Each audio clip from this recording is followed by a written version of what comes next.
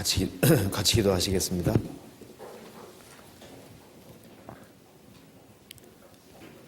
은혜와 사랑이 풍성하신 하나님 아버지 감사합니다. 젊은 시절에 저희들을 복음으로 불러주시고 소망 가운데 살 수 있도록 도와주시는 것을 감사합니다. 청년 시절에 주님을 섬기는 것을 알 수 있도록 도와주시고, 그리고 주님 앞에 다 귀하게 쓰임받는 사람이 될 수 있도록 역사해 주시고 도와주옵소서. 이 시간 주 성령께서 함께해 주시고 우리의 마음을 열어주시고 마음속에 있는 의문들을 제해 주시고 하나님의 말씀에 사로잡힌 바 될 수 있도록 역사해 주시고 도와주옵소서. 저희들에게 지혜와 총명과 능력 허락해 주시고 이 세상에서 무엇을 위해 살아야 할지를 참으로 깨달아 알 수 있도록 도와주옵소서. 우리 가운데 한 사람도 헛되이 왔다가 헛되이 가는 사람이 없도록 자비를 베풀어 주시옵소서. 저희 마음을 성령으로 충만케 만들어 주시고 주님 복음과 주님 영광을 위해 살 수 있는 마음을 허락해 주옵소서. 이곳에 참석하지 못한 형제자매님들 어디 있든지 주님께서 지켜주시고 주님을 더욱 의지할 수 있도록 역사해 주시고 도와주옵소서. 오늘 모든 시종 두루 역사해 주시고 도와주시기를 간절히 의지하며 주 예수님 이름 받들어 기도하옵나이다. 아멘.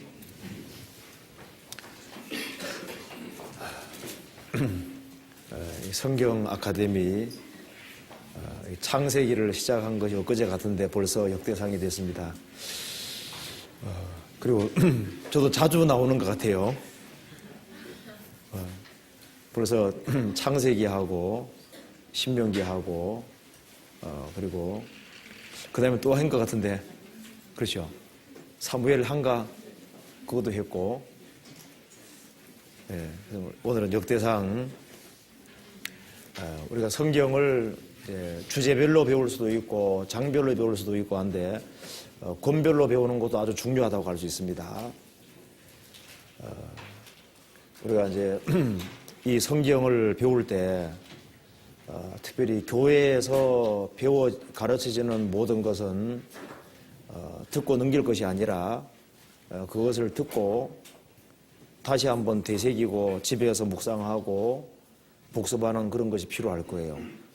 저도 생각해 볼 때 제가 청년 시절에 들었던 것이 가장 기억에 오래 많이 남습니다. 그리고 제 기억으로도 이 교회 안에서 가르쳐지고 배우는 것이 있을 때는 항상 참석했던 것으로 기억이 됩니다. 이 교회 안에서 가르쳐지고 하는 그런 것들을 빠짐없이 계속 참석하는 거기에는 그건 성령께서 꼭 필요한 것이기 때문에 내려주시는 것이라고 믿을 필요가 있습니다. 그래서 이 교회 안에서 가르치는 모든 내용은 듣고 다시 복습을 하고 그리고 실제로 자기의 것이 될 수 있도록 그렇게 꼭 해야 되겠습니다. 그리고 이제 이 나이 때는 다 기억이 나죠? 그죠? 말씀 들은 게 아주 생생하게 기억 안 나요? 손 이렇게 흔드는 사람도 있는데. 근데 간절하게 들으면 기억이 납니다. 그래서 우리 오늘 이 시간에 역대상 이걸 한번 같이 배워보도록 하겠습니다. 근데 역대상 보면 내용이 아주 엄청 많은 것처럼 보이지 않습니까? 사실 그런데 배워보면은 아주 간단한 내용으로 되어 있다는 것도 알 수 있습니다. 이 역대상하를 기록한 사람은 아마 에스라, 성경에 에스라서를 쓴 에스라가 썼을 거라고 추정을 합니다. 바벨론 2차 포로 귀환 직후에 에스라가 아마 기록을 했을 거다 이렇게 추정을 하고 있습니다.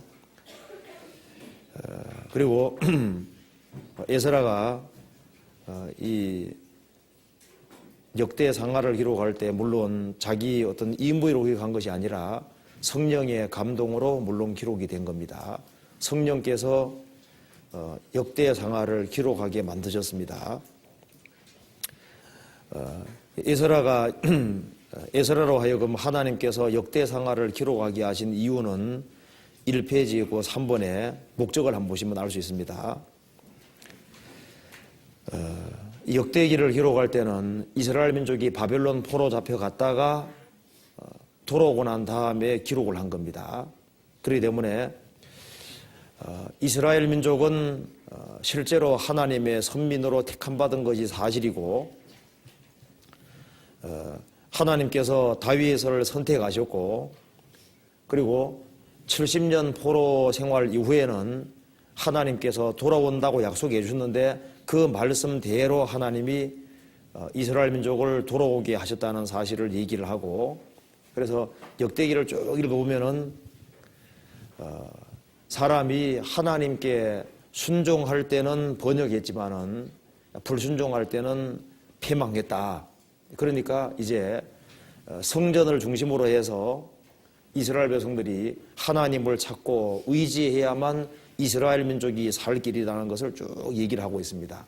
그러니까 역대기 상하를 기록한 것은 포로에서 돌아온 사람들로 하여금 역대기를 읽게 함으로써 성전을 중심으로 하나님을 섬기는 예배 그것이 있어야만 이스라엘 민족이 살 길이라는 것을 쭉 얘기를 하고 있습니다. 그래서 역대 상하와 열왕기 상하는 읽어보면은 상당히 내용이 다르다는 걸 알 수 있습니다. 그 다음 페이지를 한번 봐봐요. 이걸 복잡하게 할 필요 없이 아주 간단하게 사무엘 상하, 열왕기 상하와 역대 상하 요 차이점이 뭐냐 하면요. 사무엘 상하, 열왕기 상하는 이제 왕조 중심으로 어느 왕이 등장하고 어느 왕이 또 이제 왕위가 어떻게 교체가 되는지를 쭉 얘기를 하면서 정치사 중심으로 쭉 되어 있습니다.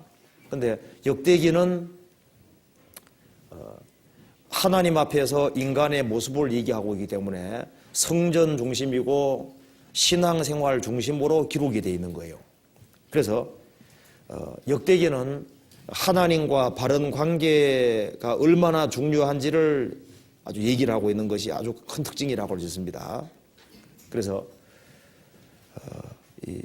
사무엘 상하, 열왕기 상하는 강조점이 정치생활, 정치적인 거 중심이고 역대기는 종교적인 거, 신앙적인 것이 강조가 되고 있다는 것을 알면 되겠습니다.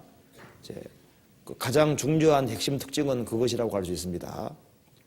그리고 이제 열왕기 상은 읽어보면 내용이 아주 간단하게 되어 있는데요.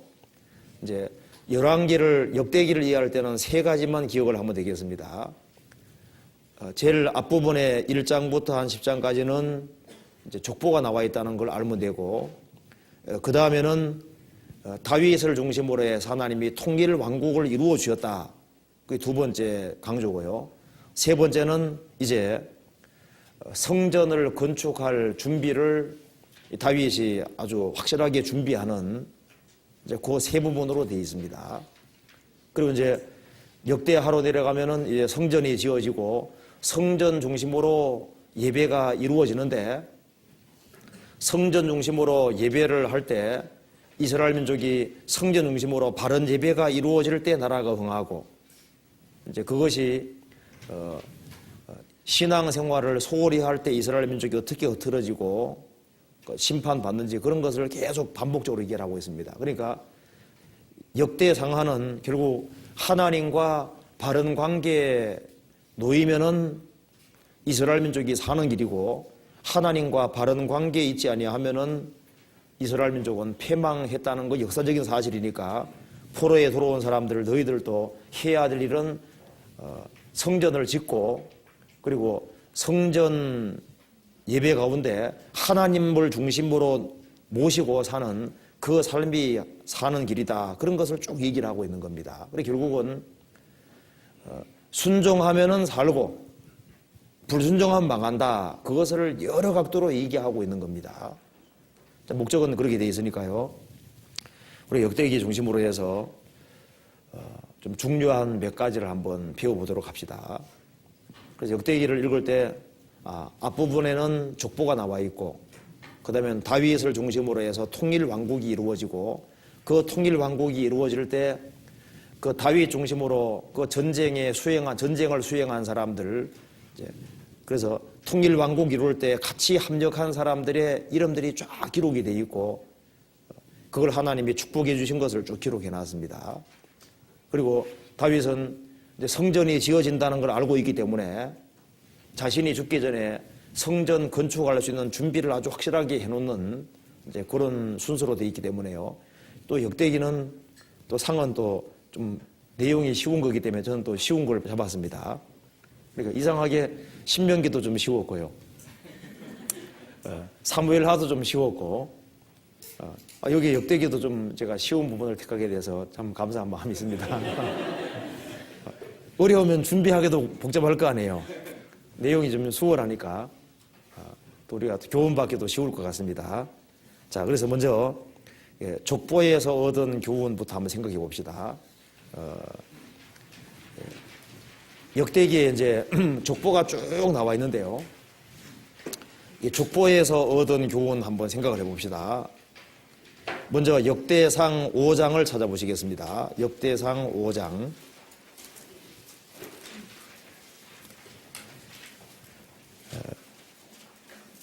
1절, 2절을 같이 한번 읽어보겠습니다. 역대상 5장 1절, 2절, 이거 중요하니까 같이 읽어보겠습니다. 이스라엘의 장자 르우벤의 아들들은 이러하니라. 르우벤은 장자라도 그 아비의 침상을 더럽혔으므로 장자의 명분이 이스라엘의 아들 요셉의 자손에게로 돌아갔으나 족보에는 장자의 명분대로 기록할 것이 아니니라. 유다는 형제보다 뛰어나고 주권자가 유다로 말미암아 났을지라도 장자의 명분은 요셉에게 있느니라. 이 문장 읽어보면 되게 어렵죠. 저도 이거 읽을 때 참 말이 어려워가지고요. 이래 읽어보고 저래 읽어보고 해서 고심고심만 해. 나중에 보니까 아주 간단한 내용이더라고요. 근데 이 내용 속에 역대기 그 족보를 이해하는 키가 여기 들어 있습니다. 이스라엘의 장자 르우벤의 아들들은 이러하니라. 르우벤은 장자라도 그 아비의 침상을 더럽게 하였으므로 자기 아버지 처벌하고 작물 잔 거예요.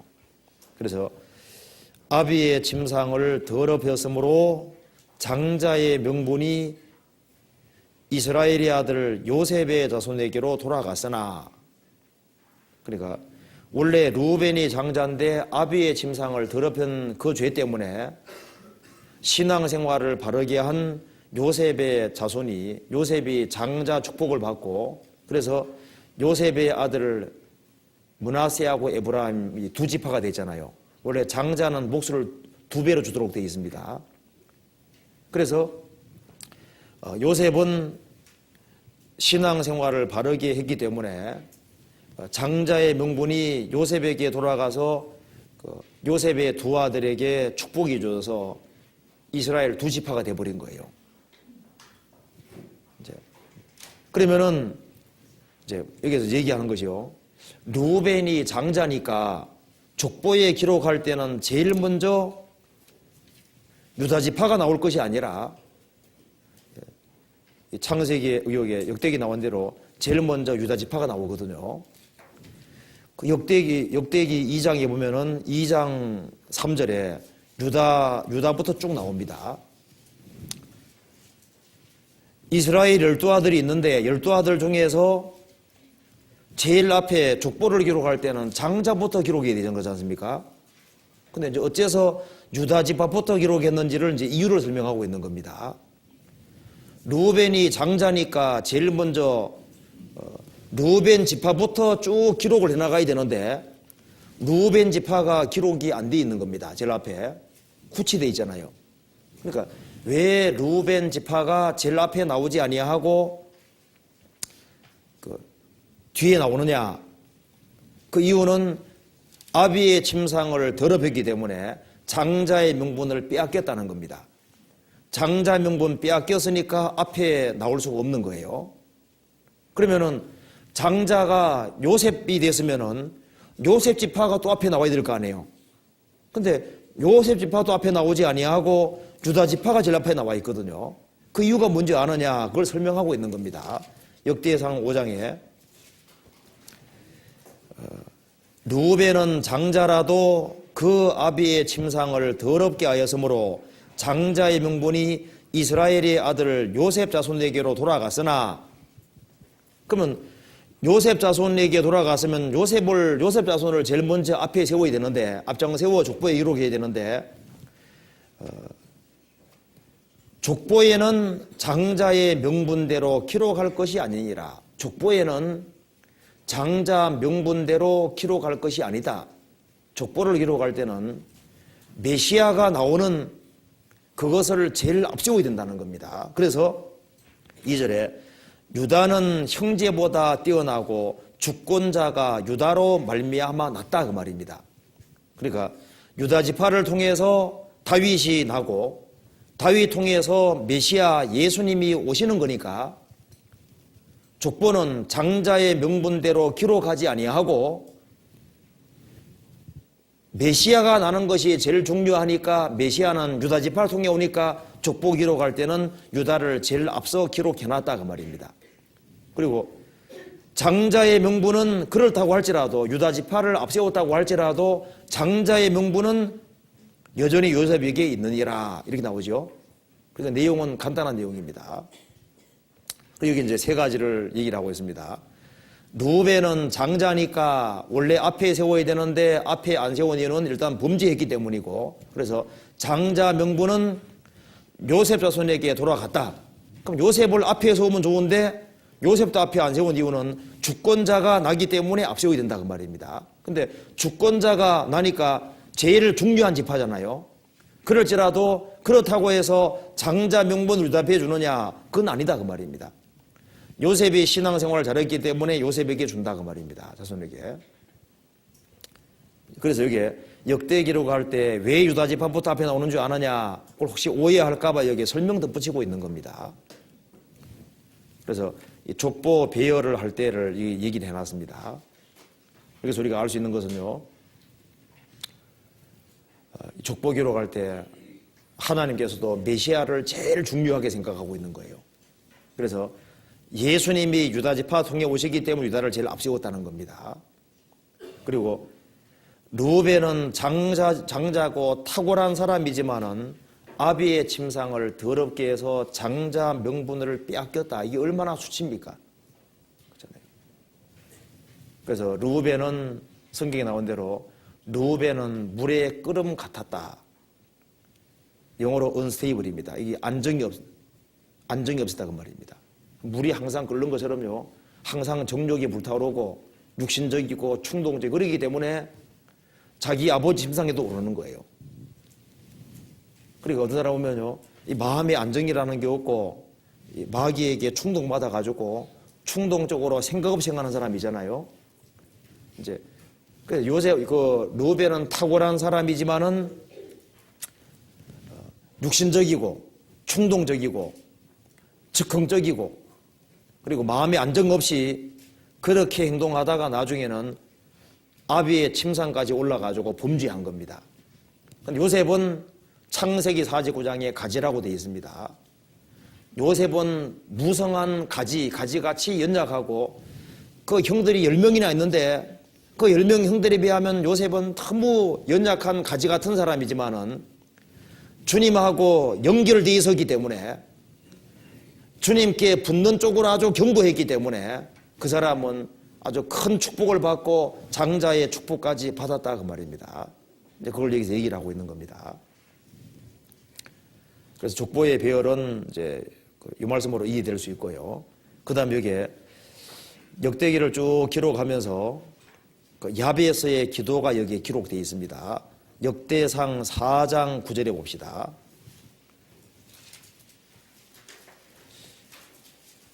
저도 처음에 역대기 읽을 때는요, 아이고, 이름이 너무 많이 나오기 때문에 막 읽는 게 막 힘들더라고요.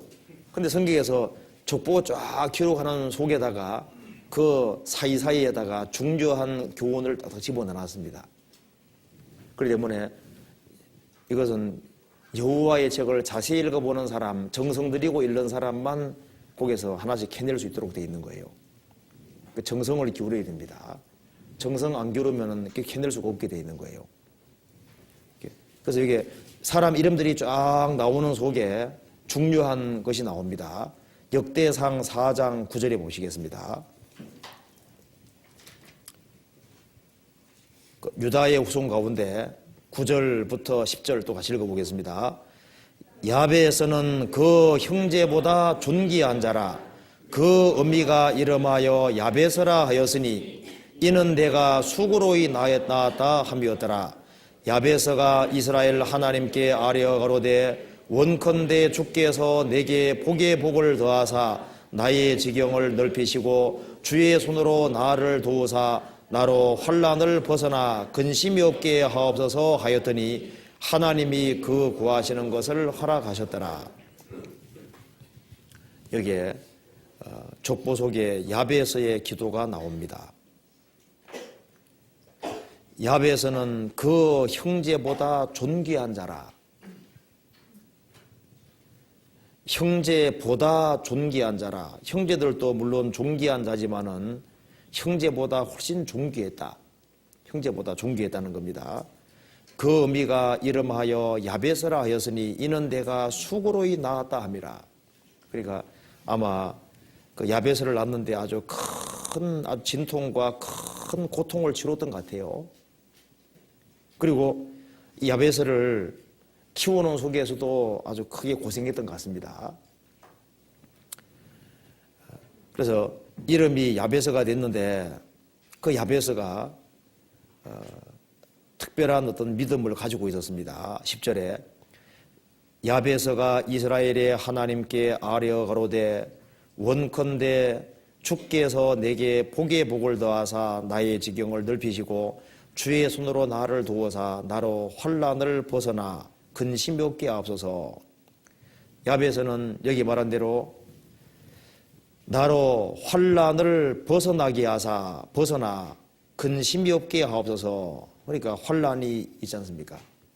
아마 형제들을 보다가 자기 형제들을 보다가 더 큰 환난을 겪었던 것 같아요.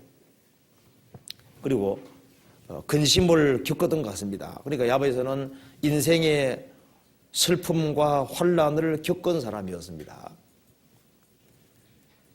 인생의 그 슬픔, 환난을 겪고 큰 어떤 마음의 고통을 겪은 사람이지만은 그 환난과 역경과 고통 속에서 하나님의 도우심을 구했습니다. 그래서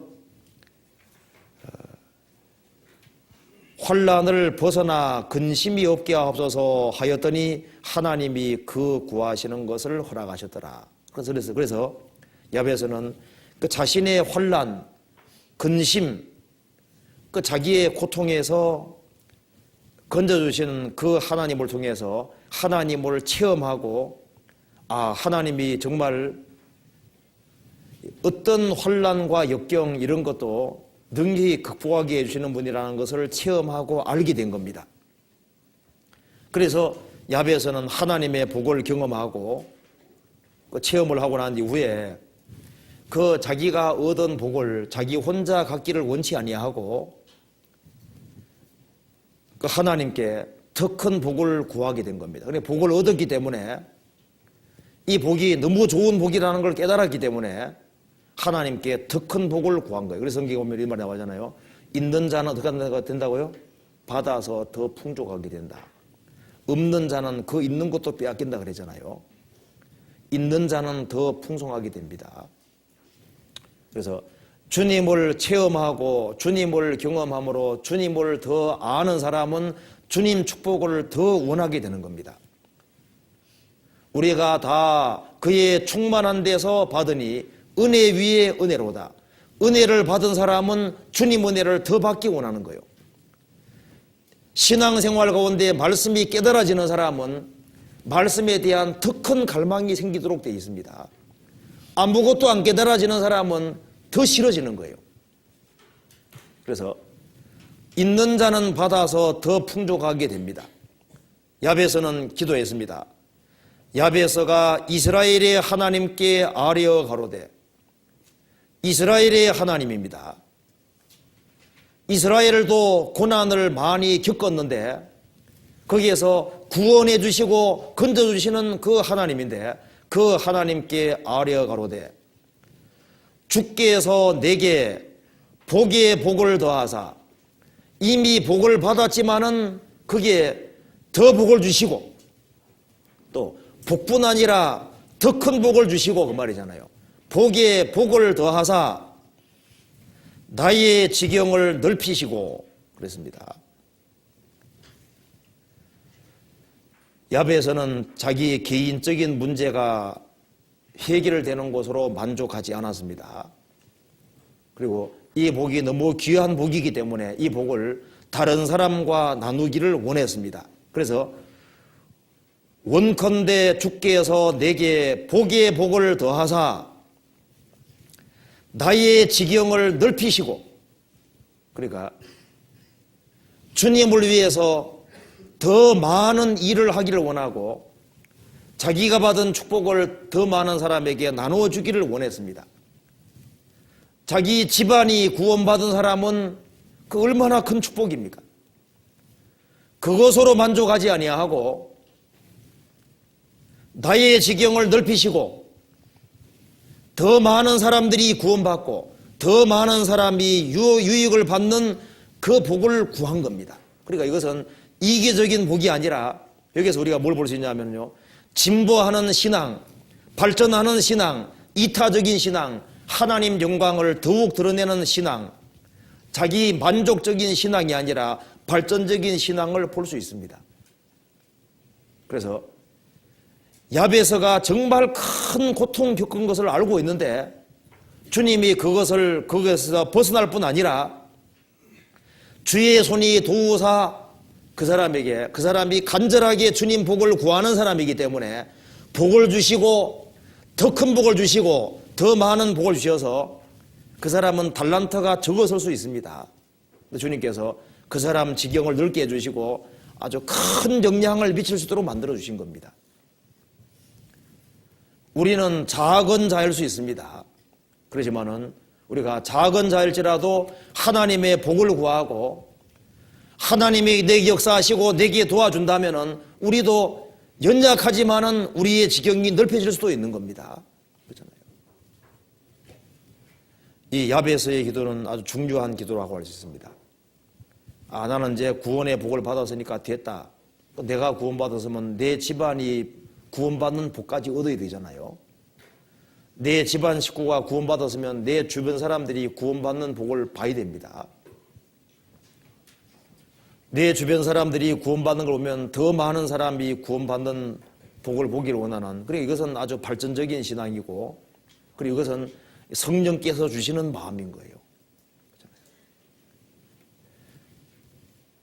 은혜 위에 은혜로라, 그 말대로 주님은 은혜를 주시고 더 주시는 겁니다. 하나님이 복이십니다. 그래서 원컨대 주께서 내게 복의 복을 더하사, 주님이 내게 복을 주셨지만은 주님 내게 더 많은 복을 주시고 하나님이 나를 더 축복해 주시고 그래서 나의 지경을 넓히시고 주의 손으로 나를 도와주십시오. 그리고 나로 환난을 벗어나게 근심이 없게 하시고 그리고 내 지경을 넓혀 주십시오. 주님이 그 기도를 응답해 주셨습니다. 이것은 자기 유익을 위한 것이 아니고요, 하나님의 영광을 위해서 구했기 때문에 그 기도를 들어주셨습니다. 그리고 이 젊은 시절에 우리도 야베서와 똑같이 하나님 내게 구원의 복을 허락하셨으니까 주님 내게 복의 복을 더하사 내가 이 세상을 살아가는 가운데 정말 내가 접촉하는 사람들, 내 주변의 사람들에게 영향을 줄 수 있도록, 주님의 빛을 볼 수 있도록 내 지경을 넓히시고, 내가 이 젊은 시절에 준비할 것을 근실하게 준비하도록 도와주십시오. 주의 손이 나를 도와주십시오. 그리고 가정적으로 어려울 수도 있죠. 아마 어떤 사람은 학비되는 것이 어려울 수도 있고요. 또 청년 시절에 너무 어려운 경우도 있습니다. 그렇지만 주님 이것을 잘 극복하게 도와주시고 이 세상에서 주님의 빛과 소금으로 살 수 있도록 주님 도와주십시오. 이제 그런 사람을 주님 축복해 주시는 겁니다. 여기 아주 간절한 마음이 들어 있습니다. 그리고 세상의 축복을 원한 것이 아니라 하나님의 축복을 원해요. 사람 도와주는 도움 말고 하나님께로부터 오는 직접적인 복, 주께서 내게 복의 복을 더하사 주님의 복을 내게 주십시오. 주님께서는 주님의 복을 구하는 사람, 그 사람에게 복을 주시는 겁니다. 하나님께 가까이 함이 내게 복이라 그랬잖아요. 복을 주시는 겁니다. 자, 이런 사람 있는가 하면은 또 엉뚱한 사람도 있어요. 한번 찾아봅시다. 역대상 7장에 그 에브라임, 그 위대한 에브라임의 그 아들 중에 이런 사람이 있습니다. 20절, 7장 20절에 보세요. 에브라임의 아들은 수델라요, 그 아들은 베레시요, 그 아들은 다하시요, 그 아들은 엘르아다요, 그 아들은 다하시요, 그 아들은 사바시요, 그 아들은 수델라며 저가 또 에셀과 엘르앗을 낳았더니 저희가 가드 토인에게 죽임을 당하였으니 이는 저희가 내려가서 가드 사람의 짐승을 빼앗고자 하였습니다. 그 아비 에브라임이 위하여 여러 날 슬퍼함으로 그 형제가 와서 위로하였더라. 여기 에셀과 엘르앗은 가드 사람의 남의 짐승 뺏으려고 하다가 목숨 잃었습니다. 그래서 그 에브라임이 아주 너무 슬퍼한 것이 나와 있잖아요. 여기에 그 야베에서는 정말 하나님의 축복을 구하고 지경의 지경 넓혀지는 그런 축복을 구했는데 에브라임은요, 에브라임의 아들들은 남의 짐승 뺏으려고 하다가 죽는 거 봐요. 여기 왜 이런 걸 기록해 놨을까요? 이게 진짜 한심한 겁니다. 한심한 거. 죽더라도 하나님 나라 확장을 위해 싸우다가 죽었다. 그거 얼마나 좋아요. 근데 이게 엉뚱한 죽음인 겁니다. 이게 얼마나 통탄할 죽음입니까? 하나님의 선민, 하나님의 백성 중에 남의 짐승을 빼앗고자 하다가 죽임당한 이것은 정말 통탄할 일이고, 이것은 옛날 얘기로 끝나는 것이 아니라 이런 일이 지금도 얼마든지 있습니다.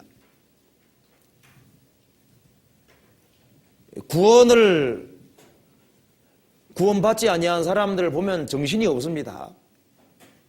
전혀 중요하지 않은 것에 목숨을 거는 거예요. 세상의 인기라는 것은 잠깐입니다. 목숨을 걸 때 걸어야 되는 거예요. 어떤 사람은요, 정말 어떤 학자들은 요상한 본래 연구하는데 평생 다 보내거든요. 죽음 건너와서 너 뭐하다 왔냐? 예, 저는 요상한 본래 연구하다 왔습니다. 제가 바둑 드는 사람 보면요, 가끔이잖아요. 바둑 엄청 잘 드는 사람 많잖아요. 그런 사람 보면 마음이 좀 불안해집니다. 왜냐하면은 죽음 건너갔을 때 너 뭐하다 왔냐? 예, 바둑판에 앉아서 바둑 두다 왔습니다. 인생의 대부분을요, 그럼 바둑 떠가지고 무슨 돈을 벌어가지고 그걸 뭐 유익한 데 활용한다든지 영혼을 건지고 사용하든지 뭘 이렇게 해야 될 텐데, 이 사람들이요, 뭐가 중요한지를 모릅니다. 그 짐승 뺏다가 죽는 거 봐. 여기 남의 얘기가 아닙니다. 에서 같은 사람이 팥죽 한 그릇에 장자명분 판 거 봐요. 세상에 그런 어리석은 사람이 어디 있냐 그 말입니다. 가룟 유다가 은 30에 예수님 판 거 봐요. 그거 얼마나 어리석은 사람이고요. 대만은 세상을 사랑해서 나를 버리고 데살로니가로 갔다. 이 세상 것 때문에 사도 바울의 동역자로서의 그 위치를 버리고 간 거 봐요. 이것이 남의 얘기가 아니고 이런 얘기가 기록되어 있는 것은 사람에게는 타락된 본성과 기질이 있기 때문에 이것이 남의 얘기가 아니다 그 말입니다. 많은 사람들이 육신의 정욕, 안목의 정욕, 이생의 자랑 때문에 그 중요한 신앙생활을 저버리고 신앙적으로 손해보는 사람들이 많습니다. 우리의 시간과 정성을 어디에 투자하느냐에 따라 가지고 인생이 달라지는 거예요. 젊은 자의 영화는 힘입니다. 이 젊은 시절의 힘을 어디에 투자하느냐에 따라 가지고 운명이 달라지는 거예요. 하나님은 공의로운 하나님입니다. 스스로 속이지 말라. 하나님은 만홀히 여김을 받지 아니하시나니 사람이 무엇으로 심든지 그대로 거두리라. 심은 대로 반드시 거둬요. 그래서 바람을 심는 사람은 광풍을 거두도록 되어 있고 씨를 뿌리는 사람은 단을 거두도록 되어 있는데 그건 법칙입니다. 그래서 바람이라는 작은 걸 심었는데 광풍이라는 아주 큰 안 좋은 결과를 만드는 거고 씨를 뿌렸는데 큰 단을 거두는 거예요. 그건 분명한 사실인 겁니다. 그리고 심은 대로 거두되 아주 몇 배나 확정돼서 거두도록 되어 있는 거예요. 우리는 매일매일 무엇인가 씨를 뿌리고 있습니다. 우리가 시간을 투자하는 것도 씨를 뿌리는 겁니다. 그래서 이 젊은 시절에 좋은 씨를 많이 뿌려놓으면은 나중에 그것이 큰 결실이 되는 거예요. 우리가 주변 사람 전도할 때도 씨 뿌리는 겁니다. 말씀 전할 때 씨 뿌리는 건데 당장은 결실이 없잖아요. 그런데 세월이 지나면은 그것이 영향력을 주도록 되어 있습니다. 우리가 주변 사람들에게 열심히 좋은 것을 뿌려야 됩니다. 여기에 짐승 빼앗고자 해서 목숨 빼앗기는 거 봐요. 이 세상에 천한 것 때문에 목숨 빼앗기는 이것은요, 이 세상에 하찮은 것 때문에 신앙적으로 손해보는 사람의 그림자도 될 수 있습니다. 그러니까 이게 에브라임의 아들하고 야베스하고 너무 달라요. 그렇잖아요. 너무 다르잖아요.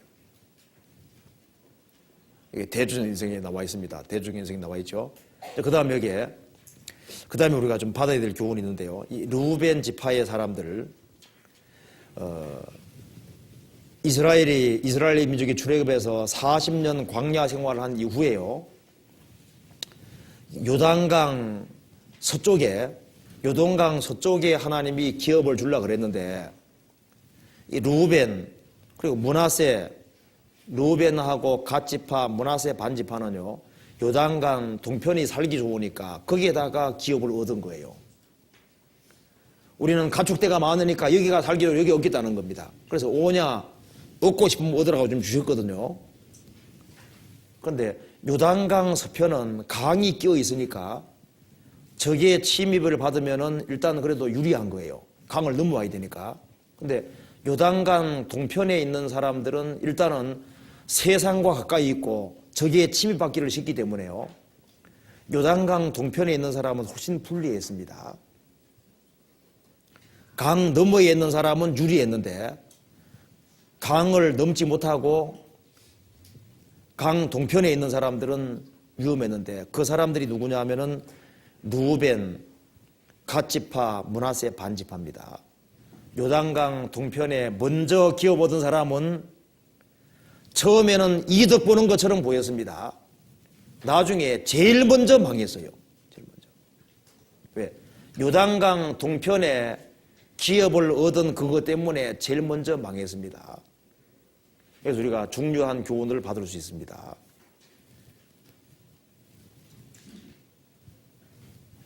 요단강이라고 하는 것이 뭐예요? 그 예수님의 죽으심과 부활의 그림자입니다.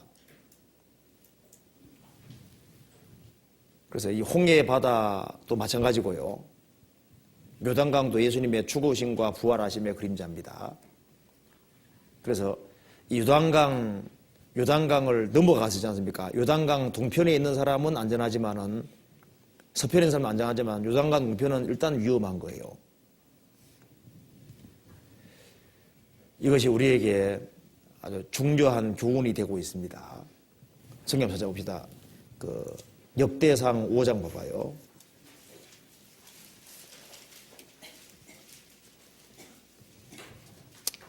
5장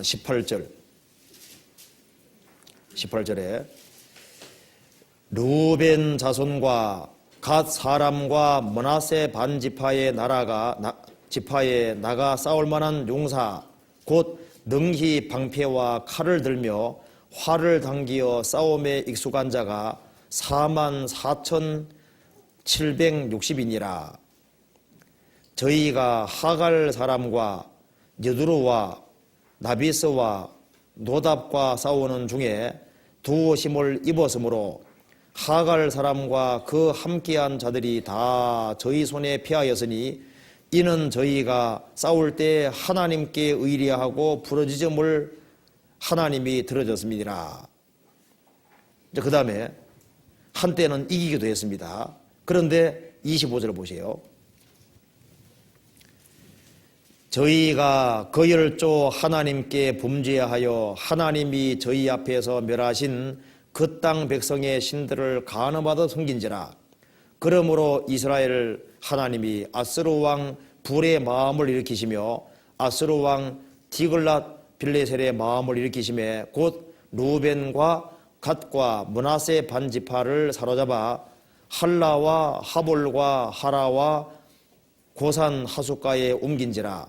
저희가 오늘까지 거기에 있으니라. 그러니까 요단강 동편 쪽에 살고 있었기 때문에요. 강대한 대적이 나타났을 때 하나님께 불순종할 때 제일 먼저 심판을 받았습니다. 그리고 우리가 신앙생활 하는데 보면요, 세상과 구별되어 있는 사람하고 구별 안 되어 있는 사람 차이가 납니다. 일단 구별 안 되는 사람은 일단 위험한 거예요.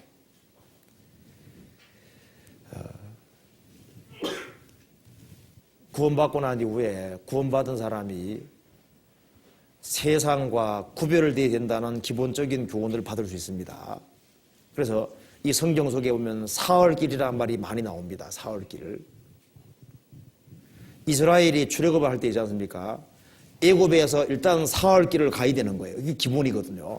사흘길을 가야만 신앙생활이 되는 겁니다. 한번 봅시다. 출애굽기 찾아봅시다. 3장 봐봐요.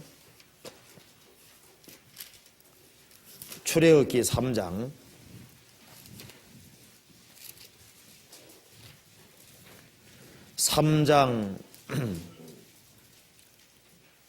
18절 보세요.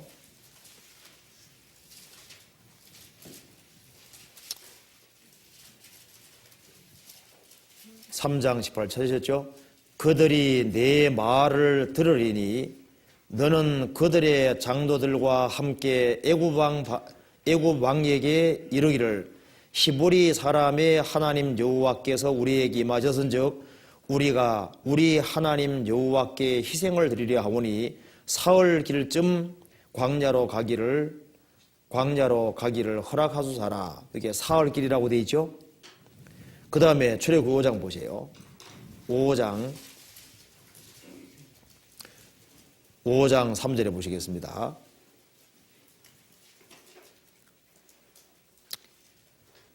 그들이 가로되 히브리인의 하나님이 우리에게 나타나셨은즉 우리가 사흘길쯤 광야에 가서 우리 하나님 여호와께 희생을 드리려 하오니. 그래 나오죠. 출애굽기 8장 보시겠습니다. 8장 27절 27절은 같이 읽겠습니다. 우리가 사흘길쯤 광야로 들어가서 우리 하나님 여호와께 희생을 드리되 우리에게 명하시는 대로 하려 하나이다. 여기 사흘길쯤에 나와요. 사흘길.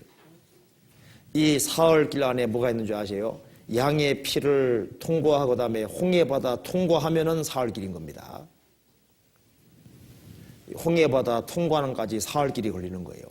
그래서요, 이 사흘길이라는 것이 뭐냐면은 주님을 진정으로 섬기는 일을 하기 위해서는 사흘길을 통과할 때 뭐가 있냐면 양의 피가 있고 홍해바다 통과하는 게 있는 거예요. 그러니까 주님을 진정으로 섬기는 일을 위해서는 십자가의 피를 통과하고 침대를 통과해야만 하나님을 섬길 수 있는 겁니다.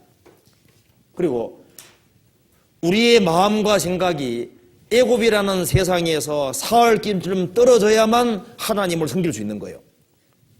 우리의 마음과 생각이 애굽에서 멀어지지 아니하면 진정으로 하나님을 섬길 수가 없는 겁니다. 마음과 생각이 애굽에 가 있으면은 하나님을 어떻게 섬길 수 있겠습니까? 우리가 이 세상에 살지만은 우리의 마음과 생각이 애굽에서부터 멀리 떨어져 있어야만 거기에서 비로소 하나님을 섬기는 예가 시작되는 거예요. 그렇잖아요.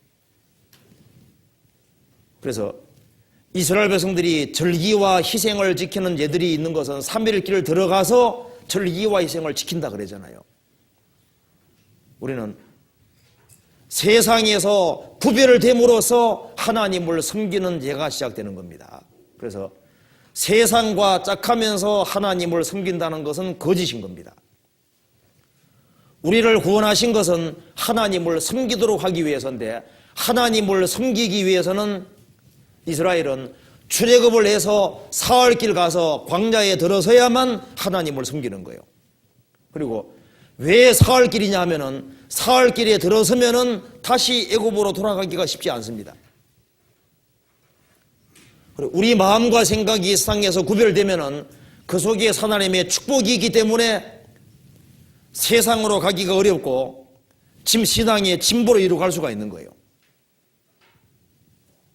그 사흘길이라는 거 자체가 일단 사흘길 떨어지면은 다시 애굽으로 돌아가기 어렵습니다. 그러니까 우리가 침례 받을 때 예수 죽음 내 죽음 예수 부활 내 부활 되기 때문에 침례 받은 사람은 세상으로 돌아가기 어려운 거예요. 그래서 일단 사흘길 들어서면은 광야이기 때문에 육신은 싫어하거든요. 그런데 영혼은 기뻐하고 즐거워하는 겁니다. 그래서 세상에서 구별되면은 육신은 싫어하고 육신은 세상 갈라는 그런 욕망이 올라오는 거예요. 그래서 사흘길은 육신은 싫어하는 길이기 때문에 마음에 불평이 생기는 길입니다. 그렇지만 영혼은 한없이 기뻐하는 거예요. 그래서 이 세상 죄에서 구별되면은 영혼은 뛸 듯이 기뻐하는데 육신은 싫어하거든요. 그렇지만은 그렇게 함으로써 진정으로 하나님을 섬길 수 있는 겁니다. 근데 이 사흘길 뛰지 아니하면은 그 사람은 신앙생활을 제대로 할 수 없는 거예요. 하나님의 성령으로 인도받을 수 없는 겁니다. 무릇 하나님의 영으로 인도함을 받는 그들이 하나님 아들이라 그러잖아요. 루벤 지파들은 루벤하고 갓지파, 므낫세 반지파는 요단강 동편에 살 길을 고집함으로써 그래도 거기에서도 신앙생활을 잘할 수 있다고 생각했습니다. 물론 의지할 때는 도와주셨거든요. 그렇지만은 격길로 갈 때는 제일 먼저 심판을 받았습니다. 신앙생활을 하는 데 있어서 그 구별이라는 것 자체가 아주 중요하다는 것을 알 수가 있는 겁니다. 구별을. 그 교훈을 우리가 받을 수 있는 거예요. 그리고 여기에 역대상에는 또 한 가지 그 족보에 나와 있는 교훈 속에 이 레위 지파가 바벨론 포로에 들어온 이후에 아주 적극적으로 하나님을 섬기는 이제 그것이 쭉 나와 있는데요. 그 아주 작은 일이지만 아주 성심성의껏 하는 것이 쫙 기록이 돼 있어요. 성경에서 봅시다. 역대상 9장 봅시다.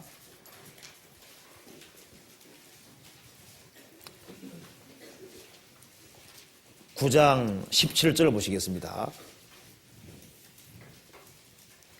17절에 문지기는 살룸과 악국과 달몬과 아이만과 그 형제들이니 살룸은 그 두목이라. 그리고 18절에 이 사람들은 전에 왕의 문 동편 곧 레위 자손의 영의 문지기며 고라의 종손 에비아삽의 손자 고레의 아들 살룸과 그 종족 형제 곧 고라의 자손이 수종드는 일을 맡아 성막 문들을 지켰으니 그 열조도 여호와의 영을 맡고 그 들어가는 곳을 지켰으며. 그리고 24절 이 문지기가 동서남북 사방에 섰고 그 향대에 있는 형제들은 일해마다 와서 함께하니 이 문지기에 두목된 레위 사람 넷이 긴조한 직분을 맡아 하나님의 전 모든 방과 곳간을 지켰습니다. 저희는 하나님의 전을 맡은 직분이 있으므로 전 사면에 유하며 아침마다 문 여는 책임이 있었더라. 그리고 31절에 고라 자손 살룸의 장자 마띠데랴 하는 레위 사람은 남비에 지지는 것을 맡았으며 또 그 형제 그핫 자손 중에 어떤 자는 진설하는 떡을 맡아 안식일마다 준비하였더라. 또 찬송하는 자가 있으니 곧 레위 족장이라. 저희가 골방에 거하여 주야로 자기 직분에 굴문함으로 다른 일은 하지 아니하였더라. 이 말씀 보면요, 바벨론 포로에 돌아와서 이제 솔로몬 성전이 이제 붕괴됐잖아요. 그렇지만은 임시적인 어떤 임시로 만들어 가지고 거기에서 여호와의 집을 짓기 전에 옮기기 좋은 성막을 짓고 그리고 최대한 하나님을 섬기는 예를 갖추어서 최선 다해서 하는 걸 보면요, 이게 문지기 반자가 쫙 나오잖아요. 그리고 문을 열고 닫는 그 책임, 진설한 떡을 올리는 그 책임, 남비에 지지고,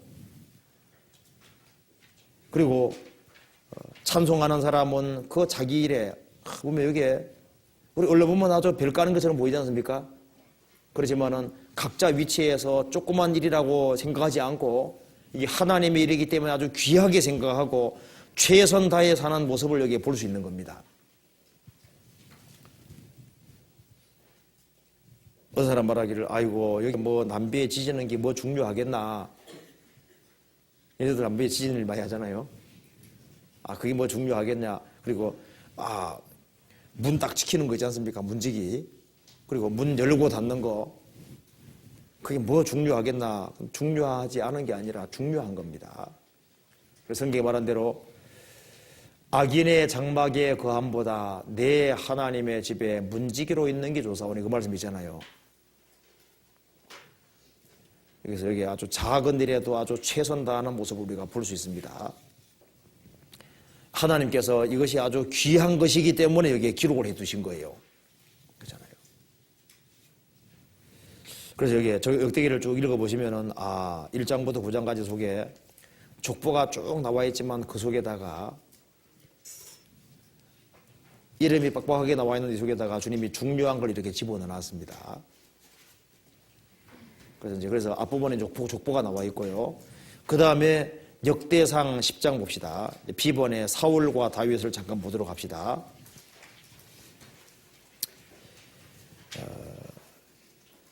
10장 13절 14절을 같이 읽어보겠습니다.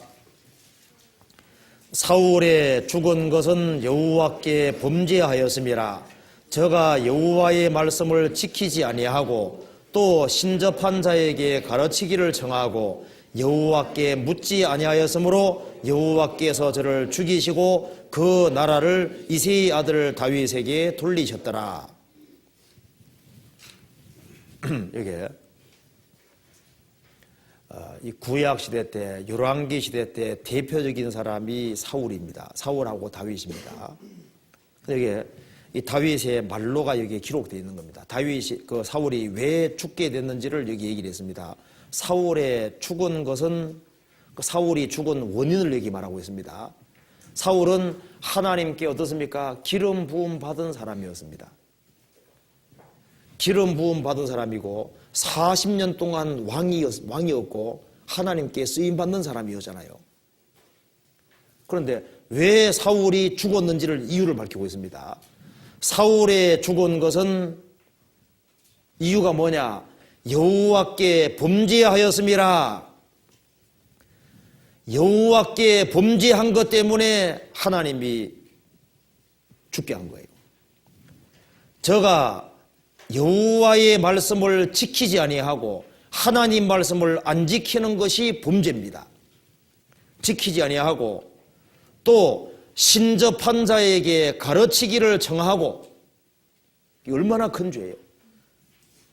여호와께 묻지 아니하였으므로, 그러니까 하나님의 말씀을 지키지 아니하고 여호와께 묻지 아니하였으므로 여호와께서 저를 죽이셨다. 그러니까 도움을 하나님께 구하지 아니하는 것이 하나님께 범죄하는 것이고, 하나님 명하신 말씀을 안 지키는 것이 범죄다 그 말입니다. 그래서 우리가 죄에 대해서 아주 중요한 것을 알 수 있는데요, 죄가 도대체 뭐냐 그 말입니다. 하나님 없이 내가 행동할 수 있고 내가 살 수 있다고 생각하는 그것이 죄입니다. 하나님께 묻고 행하지 아니하는, 하나님을 앞세우지 않고 사는 것 자체가 죄가 되는 거예요. 그리고 하나님의 말씀을 지키지 아니하므로, 그래서 내가 인대의 말씀을 지켰은즉 또한 내가 너를 지켜, 하나님 말씀을 지키는 사람을 하나님이 지켜주시는 거예요. 사울은 하나님 말씀을 버렸기 때문에 하나님께서 그 사람을 버리신 겁니다. 하나님 말씀을 지키는 사람은 하나님이 지켜주세요. 그리고 하나님께 묻는 사람에게 주님이 응답해 주시는 겁니다. 내가 부를 때 나 여호와가 응답하겠고 내가 부르짖을 때에는 말하기를 내가 여기 있다리라. 여기서요, 이 사울은 처음이 좋았지만 인생 실패자가 되고 다윗은 승리자가 되었습니다. 여기 역대기에는 아주 다윗을 아주 굉장히 중요하게 얘기하고 있습니다. 다윗은 승리자가 되었습니다. 그 이유를 제가 요약해놨는데요, 사울과 다윗 봅시다. 사울은 일단 6가지에 기본적으로 실패를 했습니다. 다윗은 6가지를 성공했습니다.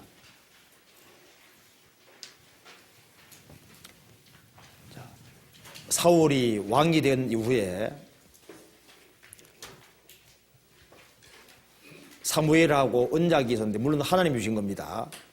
이 사울이 있는 위치하고 사무엘이 있는 위치는 꽤 먼 거리이기 때문에요, 사울이 있는 데까지 오려면은 시간이 꽤 걸립니다.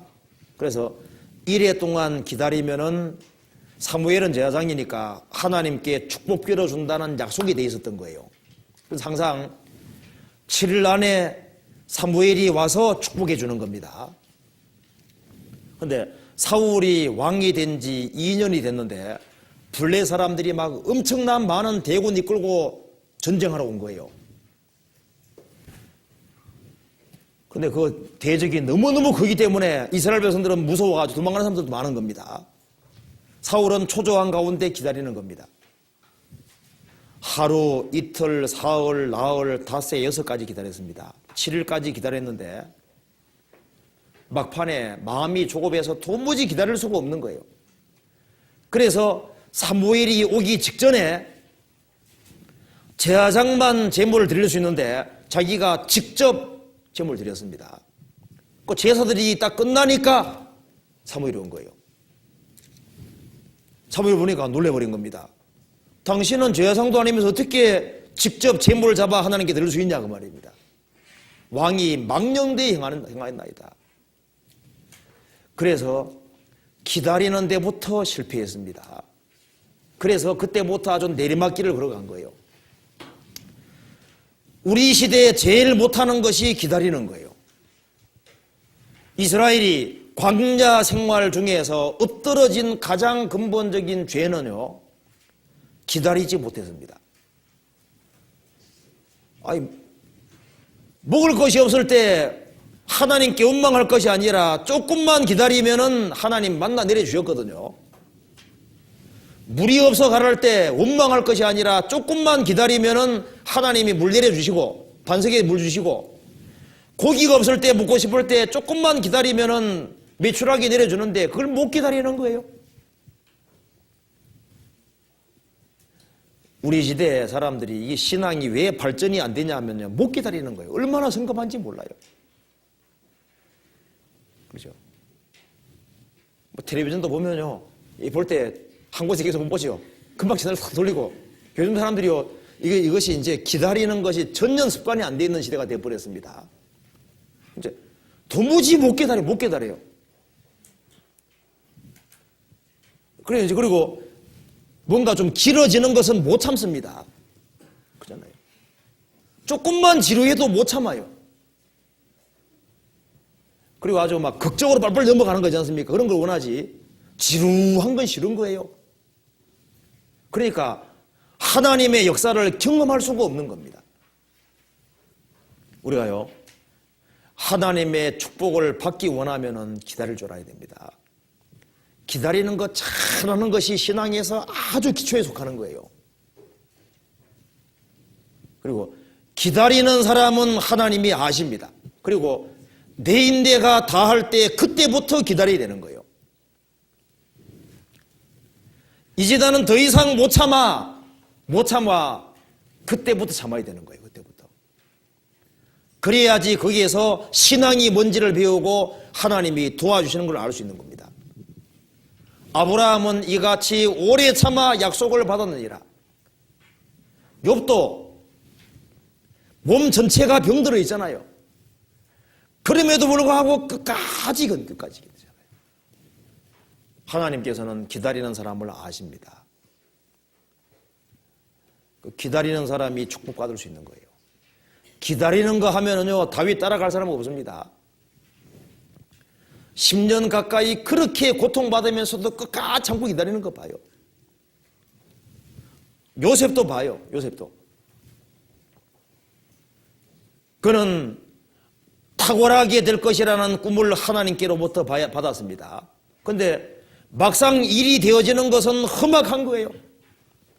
나중에는 억울한 누명 쓰고 감옥까지 가 있습니다.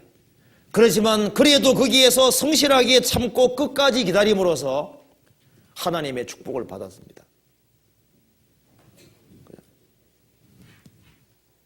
이 성경 창세기부터 요한계시록까지 속에 신앙의 인물들, 믿음의 인물들, 하나님께 축복받은 사람들은 하나같이 다 기다릴 줄 아는 사람입니다. 이같이 오래 참아 약속을 받았느니라.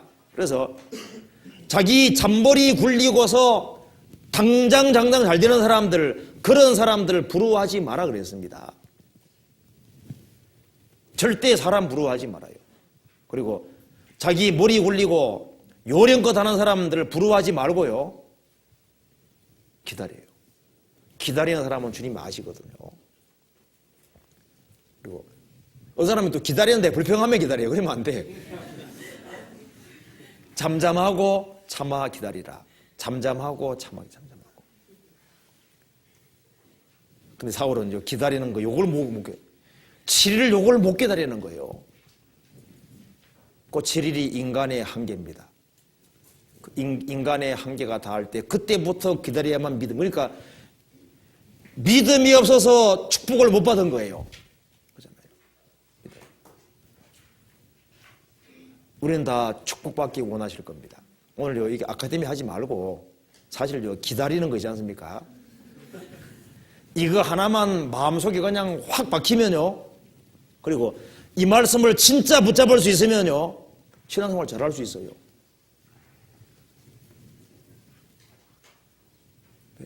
이해가 안 되더라도 잘 기다리는 사람은 다 깨달아지거든요. 우리가 봐요. 어릴 때 이해 안 돼도 나이 들어가면 다 깨달아져 가지 않습니까? 기다리는 사람은 저절로 깨달아지게 되더라고요.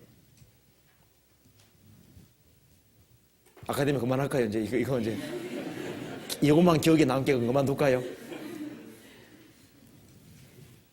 기다리는 거 잘 해보세요.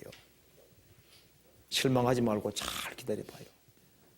하나님 계셔요, 안 계셔요? 진짜 계세요? 진짜 계시면 기다려요. 사울은 기다림에 실패했습니다. 그리고 사울이 처음에 얼마나 겸손했습니까? 근데 왕이 되고 나니까 조금 시간 지나가니까 교만해졌습니다. 교만해지면 하나님이 떠나거든요. 교만해지면 그때부터 뭐가 없습니까? 은혜라는 것이 없는 거예요. 하나님은 겸손한 자에게 은혜를 주시느니라. 교만해지면 그때부터 은혜가 없으니까 마음이 강팍해지는 거예요. 그래서 신앙이 완전히 내리막게 되는 거예요. 그리고 겸손에 실패하면 교만해지거든요. 교만해지면 자기중심적이 됩니다. 자기중심이 되는 사람은 말씀을 안 지켜요.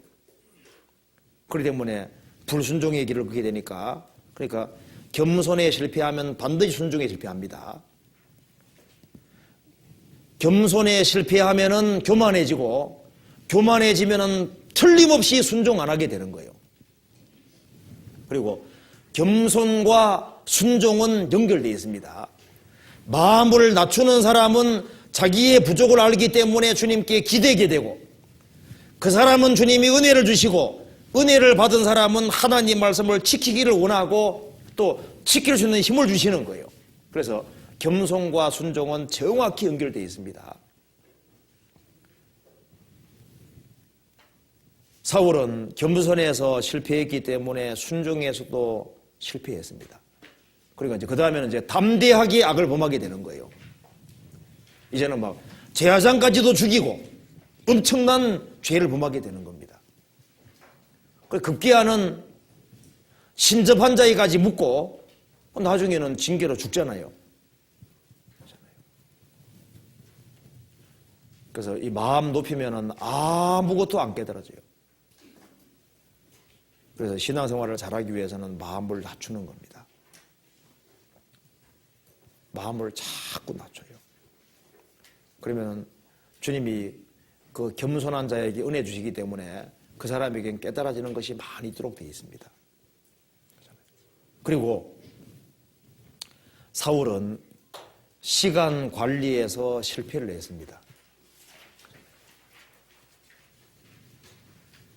시간 관리를 못하는 거예요.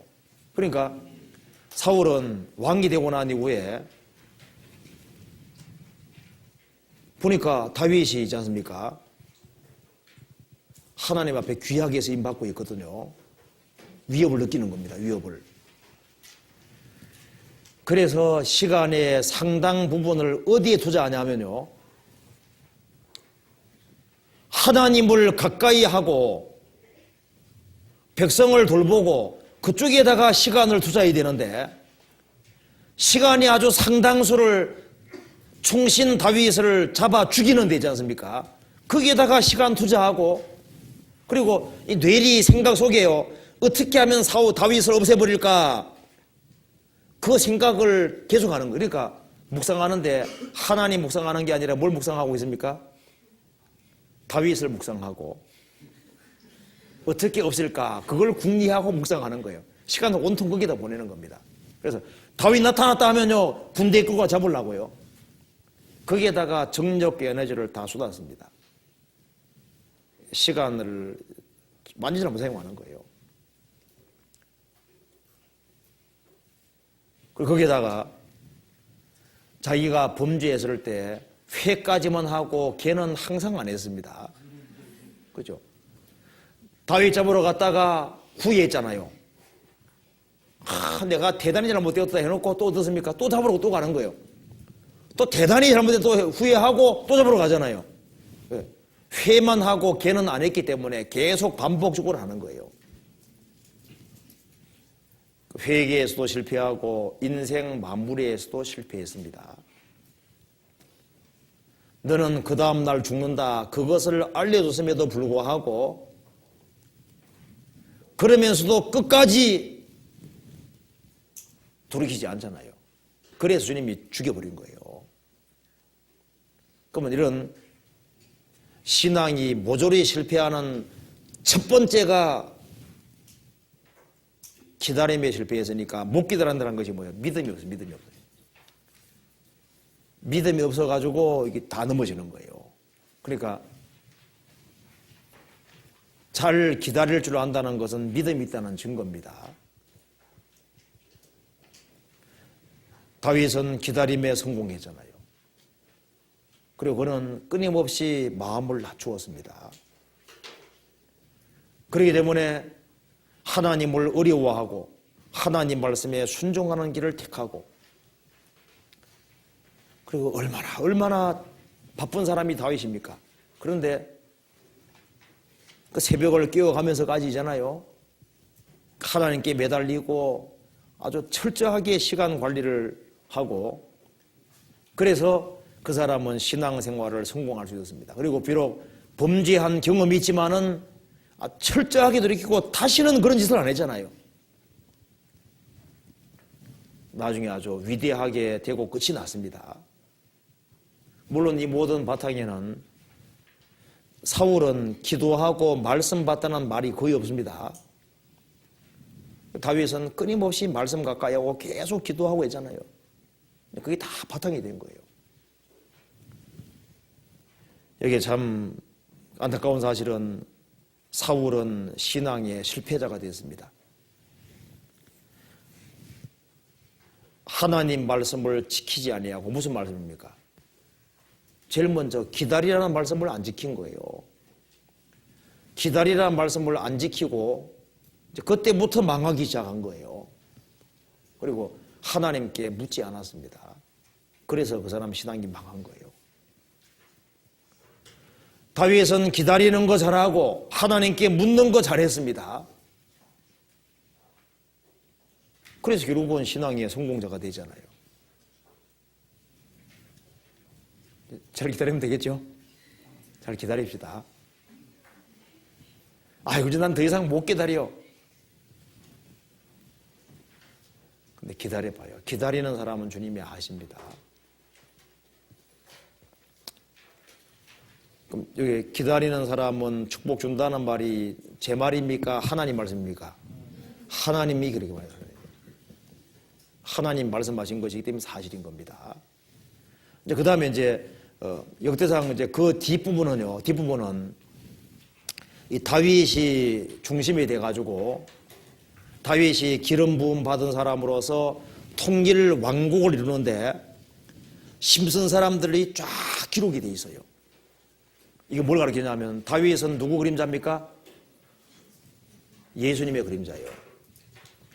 다윗이 대적들을 이기고 통일 왕국을 이루는데 조력한 사람들이 이미 쫙 기록되어 있는데 이것은요 지금 사탄의 나라와 하나님의 나라 두 나라가 싸우고 있는데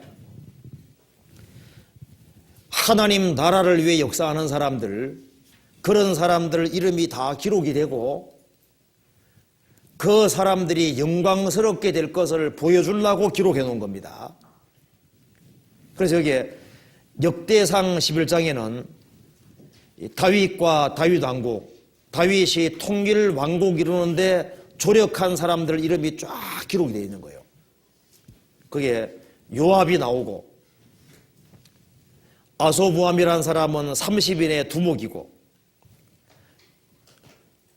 일라사라는 세 용사 중에 하나고 요압의 아우 아비새는 그 3인의 두목이라 분하야가 나오고 또 그 다음에 역대상에 보면은 11장에 보면은 30인 그 용감한 30인 속에 우리아가 들어갑니다. 자, 역대상 11장 41절을 보시겠습니다.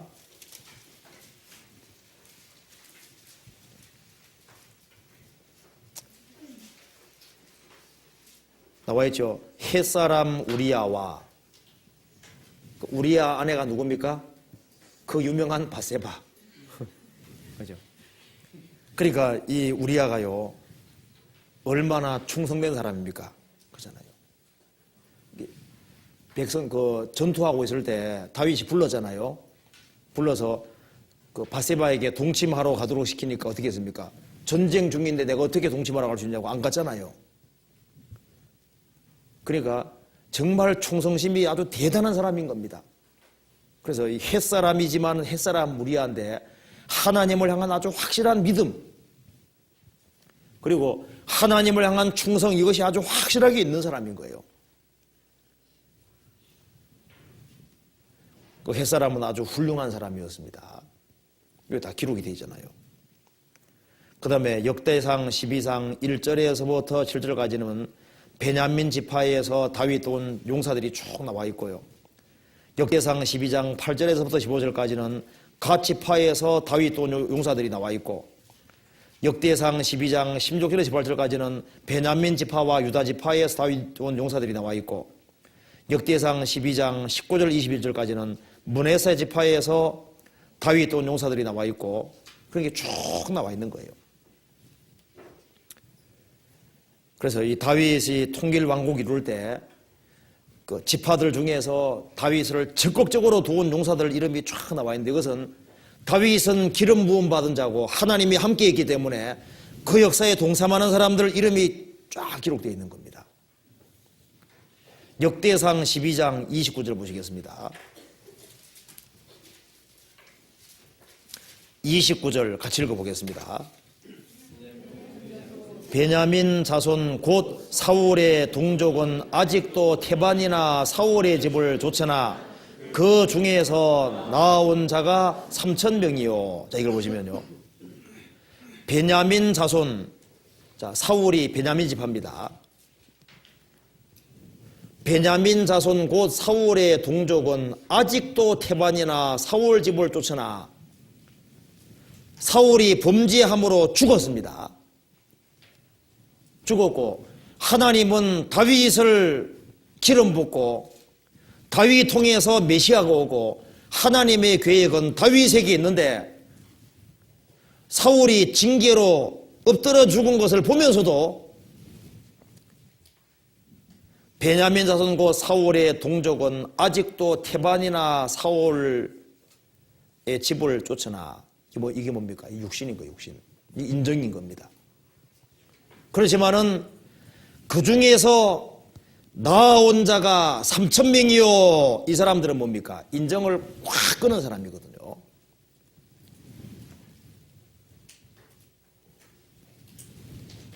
예를 들어서 여기는 죽은 교회고 하나님 역사하지 않는 교회라고 봅시다. 여기는 하나님 역사하는 교회입니다. 어떻게 됩니까? 그 인정을 끊고 구별되어야 되는 거예요. 그렇잖아요. 하나님이 역사하는 곳에 당연히 참여해야 되는 거예요.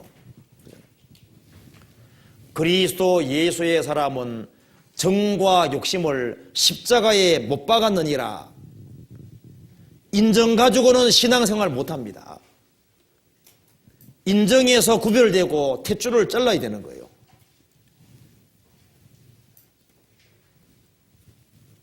아브라함은 갈대아 우르에서 나왔습니다. 갈대아 우르는 죽은 곳이거든요. 너는 너의 본토 친척 아비의 집을 떠나 내가 내게 지을 땅으로 가라. 땅으로, 가나안 땅으로 갔지 않았습니까? 모압은 죽은 동네이기 때문에 룻은 거기 있으면 안 돼요. 나오미 떠날 때 같이 떠나야 됩니다. 길로 떠났지 않았습니까? 자기 부모, 형제들, 친척이 있지만은 그 길을 박차고 떠나서 가나안 땅 들어갔습니다. 그렇잖아요. 이게 사울이 죽고 그걸 보면서도요, 테반이나 사울 집을 쫓으나, 이 육신인 겁니다. 인정인 겁니다. 그렇지만 3,000명은 거기에서 구별된 다윗에게 연결되었습니다. 이게 신앙이에요, 신앙.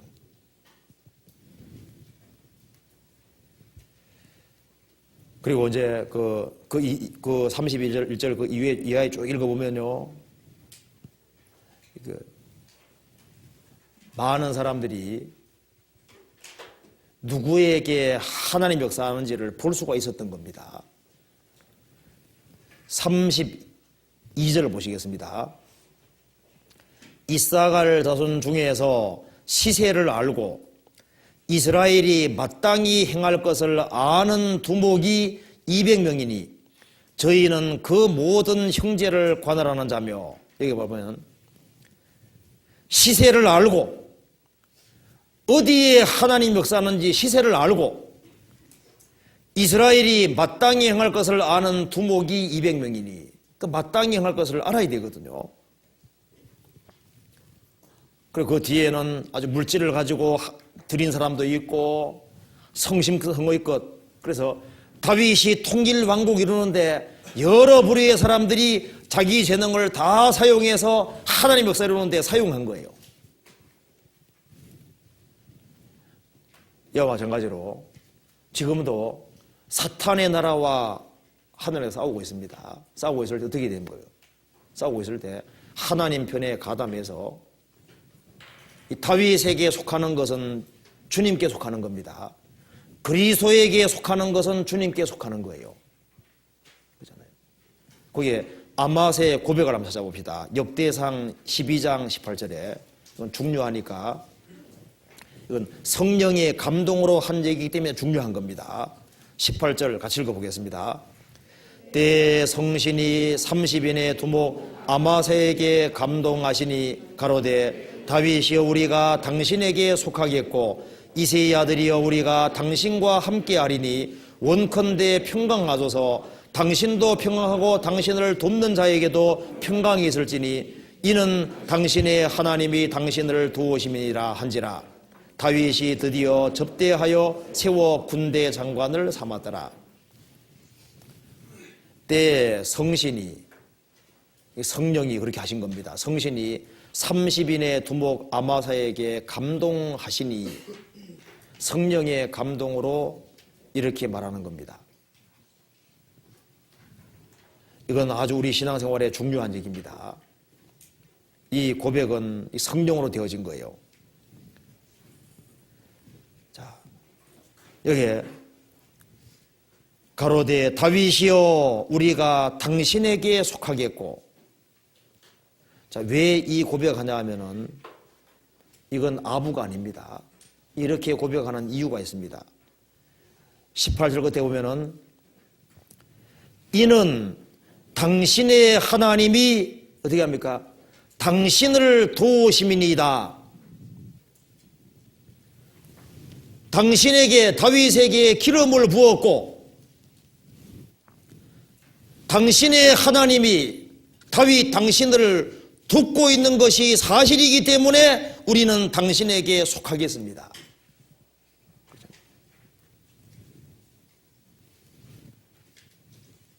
그런데 이것을 아마세는 볼 수 있었거든요. 볼 수 있는 눈이 있어야 되는 거예요. 많은 사람들이 볼 수 없는 것을 아마샤는 성령의 감동으로 볼 수가 있었습니다. 하나님이 다윗에게 함께하고 있었고 다윗의 하나님이 진짜 하나님이고 다윗을 통해서 하나님이 일한다는 것을 알고 있었던 겁니다. 그걸 볼 수 있었거든요. 지금도 성령으로 거듭난 사람들은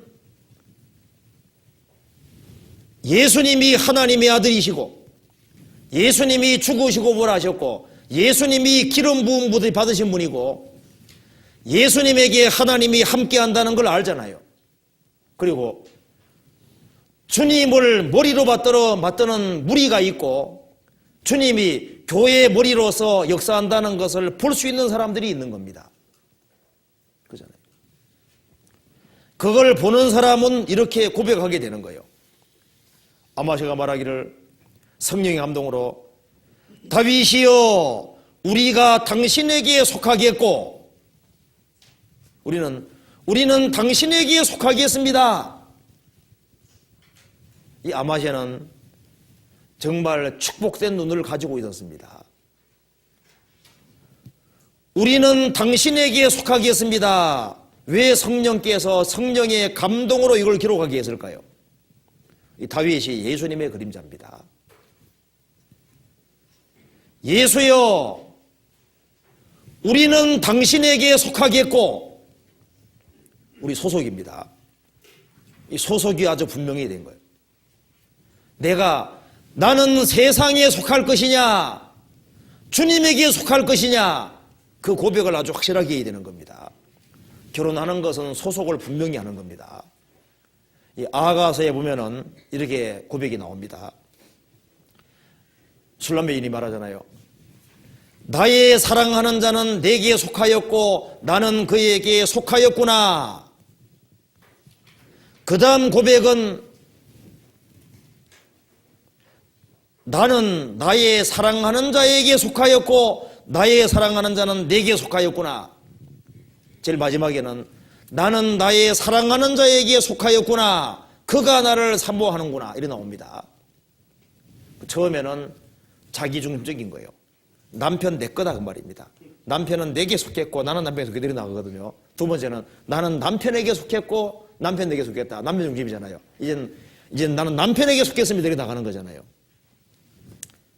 구원받고 나면 처음에는 예수님은 내 구세주가 됐다 그러거든요. 시간이 지나면 나는 주님께 속했습니다. 주님께. 여기에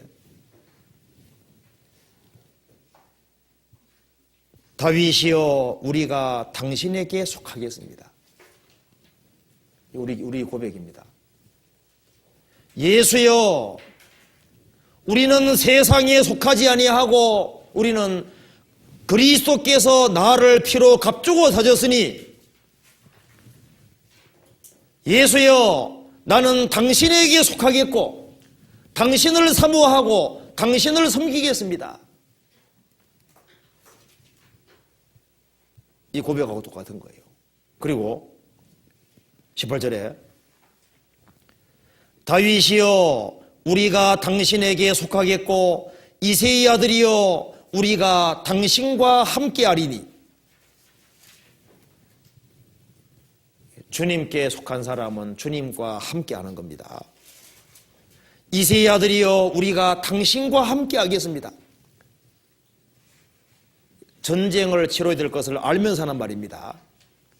다윗이여 당신이 전쟁하는 곳에는 어디든지 함께하겠습니다. 고백입니다. 주님께 속하는 사람은 주님과 동고동락하고 운명을 함께하는 거예요. 결혼하면요, 결혼해서 남편에게 속하면 남편과 동고동락하는 거예요. 남편이 이사 가면 이사 가야 되거든요. 그러죠. 남편 이사 가는데 나는 못 가, 당신만 가. 그러면 안 되잖아요. 그래서 주님과 우리는 함께입니다. 이게 참 중요한 고백입니다. 우리가 당신과 함께하리니. 그렇지, 함께하리니. 이거 맞지요? 이게 얼마나 정확한 고백입니까? 웃으면 말을 못하는데 왜 웃게 된지 모르겠네. 예. 우리가 당신과 함께하리니 참 중요한 고백입니다. 성경에 말씀하기를 사람이 나를 섬기려면 나를 따르라. 나 있는 곳에 나를 섬기는 자도 거기 있으리니 사람이 나를 섬기면 내 아버지께서를 귀히 여기시리라. 사람이 나를 섬기려면 나를 따르라. 주님 섬기려면 주님 따르는 사람이 섬길 수 있는 거예요. 주인 가는 곳에 종이 따라가야 섬길 수 있잖아요. 그래서 나 있는 곳에 주님이 계신 그 낙원에 나를 섬기는 자도 거기 있게 될 것이다. 낙원에 있게 될 것이다. 그리고 사람이 나를 섬기면 내 아버지께서 저를 귀히 여기시리라. 주님을 섬기는 그 사람을 주님이 귀히 여기는 거예요. 다윗에게 말하기를 우리가 당신에게 속하겠고 당신과 함께하고 운명을 함께하겠습니다. 그렇게 하니까 다윗이 접대하고 군대장관 삼고 귀하게 삼았잖아요. 우리가 주님과 동고동락하고 주님과 함께하면은 주님이 그 사람 아주 귀하게 여기시는 거예요. 그리고 아마샤가 그 다음 얘기를 합니다. 원컨대 그 소원이잖아요. 평강하소서. 당신도 평강하고 당신을 돕는 자에게도 평강이 있을지니. 평강에 대해서 소원하고 있습니다. 그리스도여 우리는 주님의 일이 형통케 되기를 원합니다. 그리고 그리스도와 함께하는 모든 자에게도 은혜와 평강이 있기를 소원합니다. 그런 소원하고 똑같은 거예요. 이는 당신의 하나님이 당신을 도우심이니이다. 우리가 교회, 주님이 세우신 교회가 있고 주님이 함께하는 역사가 있다는 걸 안다면은 거기에 같이 소속이 돼가지고 운명을 같이 함께하고 그리고 같이 역사를 도모하는 것이 당연한 거예요. 이런 사람을 다윗이 접대를 했습니다. 그러니까 주님께 속하고 주님과 운명을 함께하는 사람, 그 사람에게 주님께서 축복해 주시는 거예요. 그리고 다윗이 통일 왕국을 이룰 때 어떤 사람을 귀하게 썼냐면 싸움에 익숙한 사람을 사용했습니다. 역대상 12장 8절에 보시겠습니다. 이런 사람이 귀하게 쓰임받았습니다. 12장 8절에 갓 사람 중에서 거친 땅 견고한 곳에 이르러 다윗에게 돌아온 자가 있었으니 다 용사요 싸움에 익숙하여 방패와 창을 능히 쓰는 자라. 그 얼굴은 사자 같고 빠르기는 산의 사슴 같으니.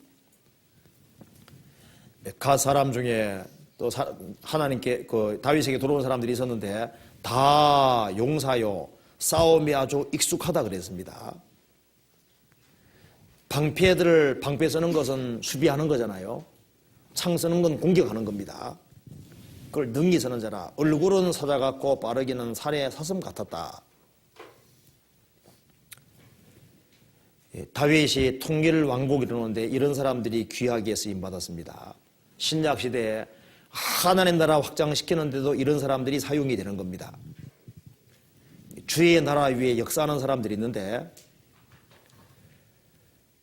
다윗 때 전쟁을 한 것처럼요. 우리도 지금 영적인 전쟁 치르고 있는 겁니다. 그잖아요. 나라 확장시키려면 사탄과 싸워야 되고 마귀하고 싸워야 되는 거예요. 그런데 여기에 다 용사요. 그리스도인들도 뭐가 되어야 되는 겁니까? 결국은 영적인 용사가 되어야 되는 겁니다. 용사. 하나님은 용사를 만들려고 하는 거예요. 젊은 시절에 성경 배우게 하는 이유가 뭐예요? 주님께 귀하게 쓰임받는 용사가 되게 하기 위해서입니다. 우리가 보면요. 제가 구원받고 청년 시절에 끝까지 교제 나와에 남아있는 사람들을 거의 전도자가 됐습니다. 제가 83년에 구원받고 그 당시에 처음에 그 구원받은 사람들 거의 대다수가 끝까지 남아있는 사람은 거의 전도자로 쓰임받잖아요.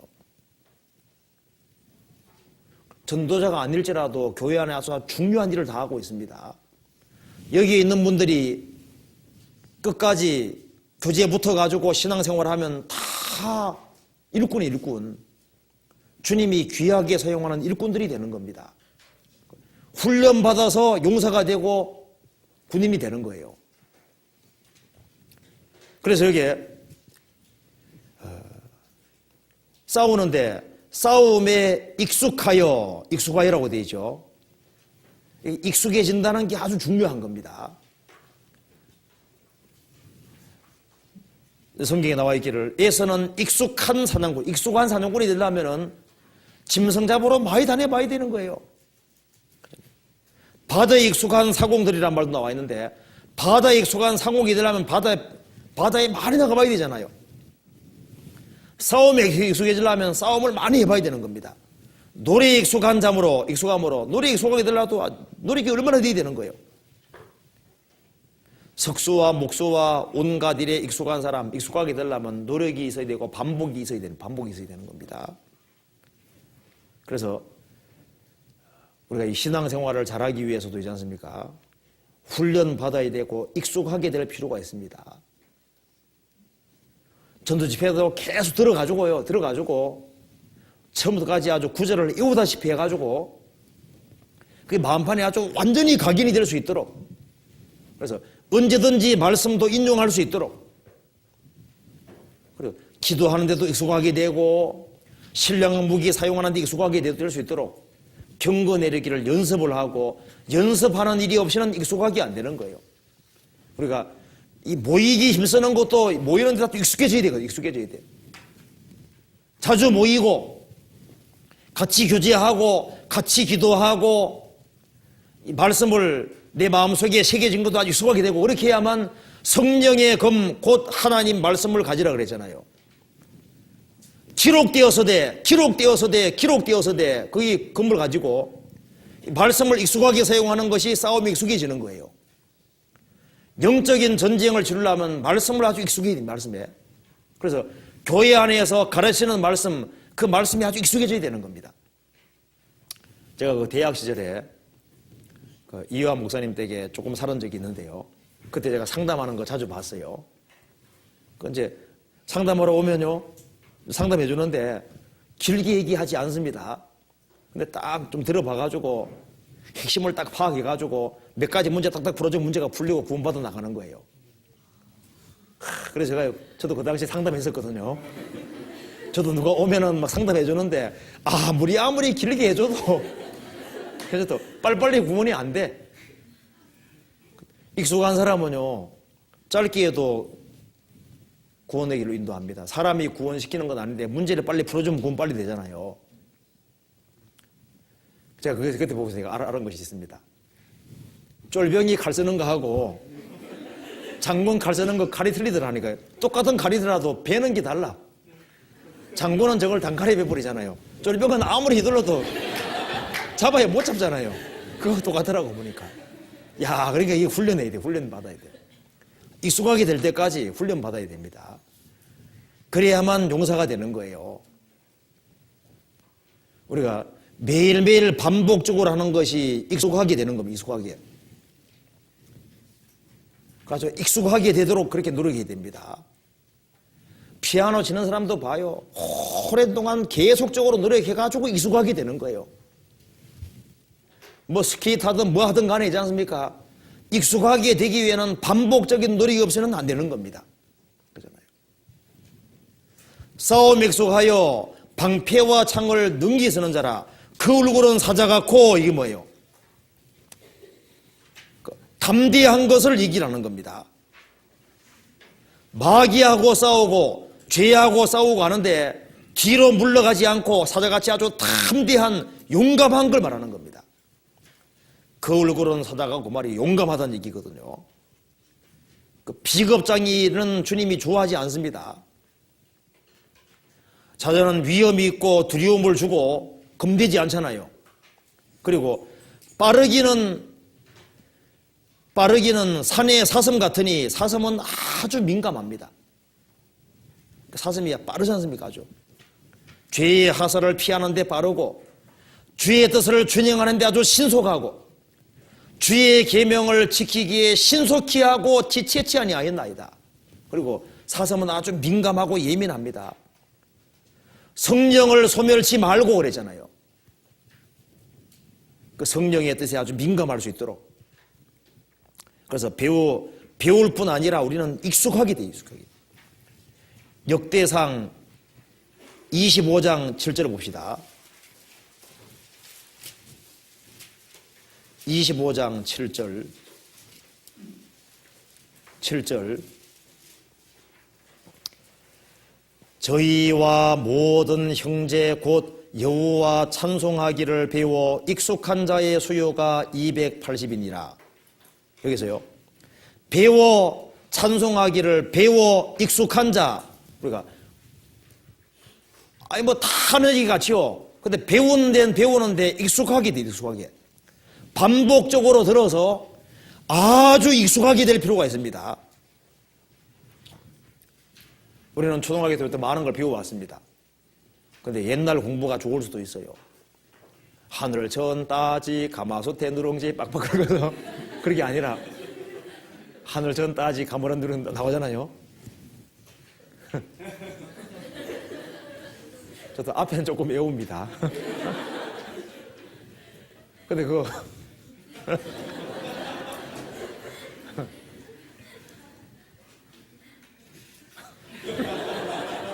예. 할 때 배워서 익숙하게 됩시다. 예. 자, 그 다음에 D번 봅시다. D번. 법계 들어오는 거 봅시다. 법계.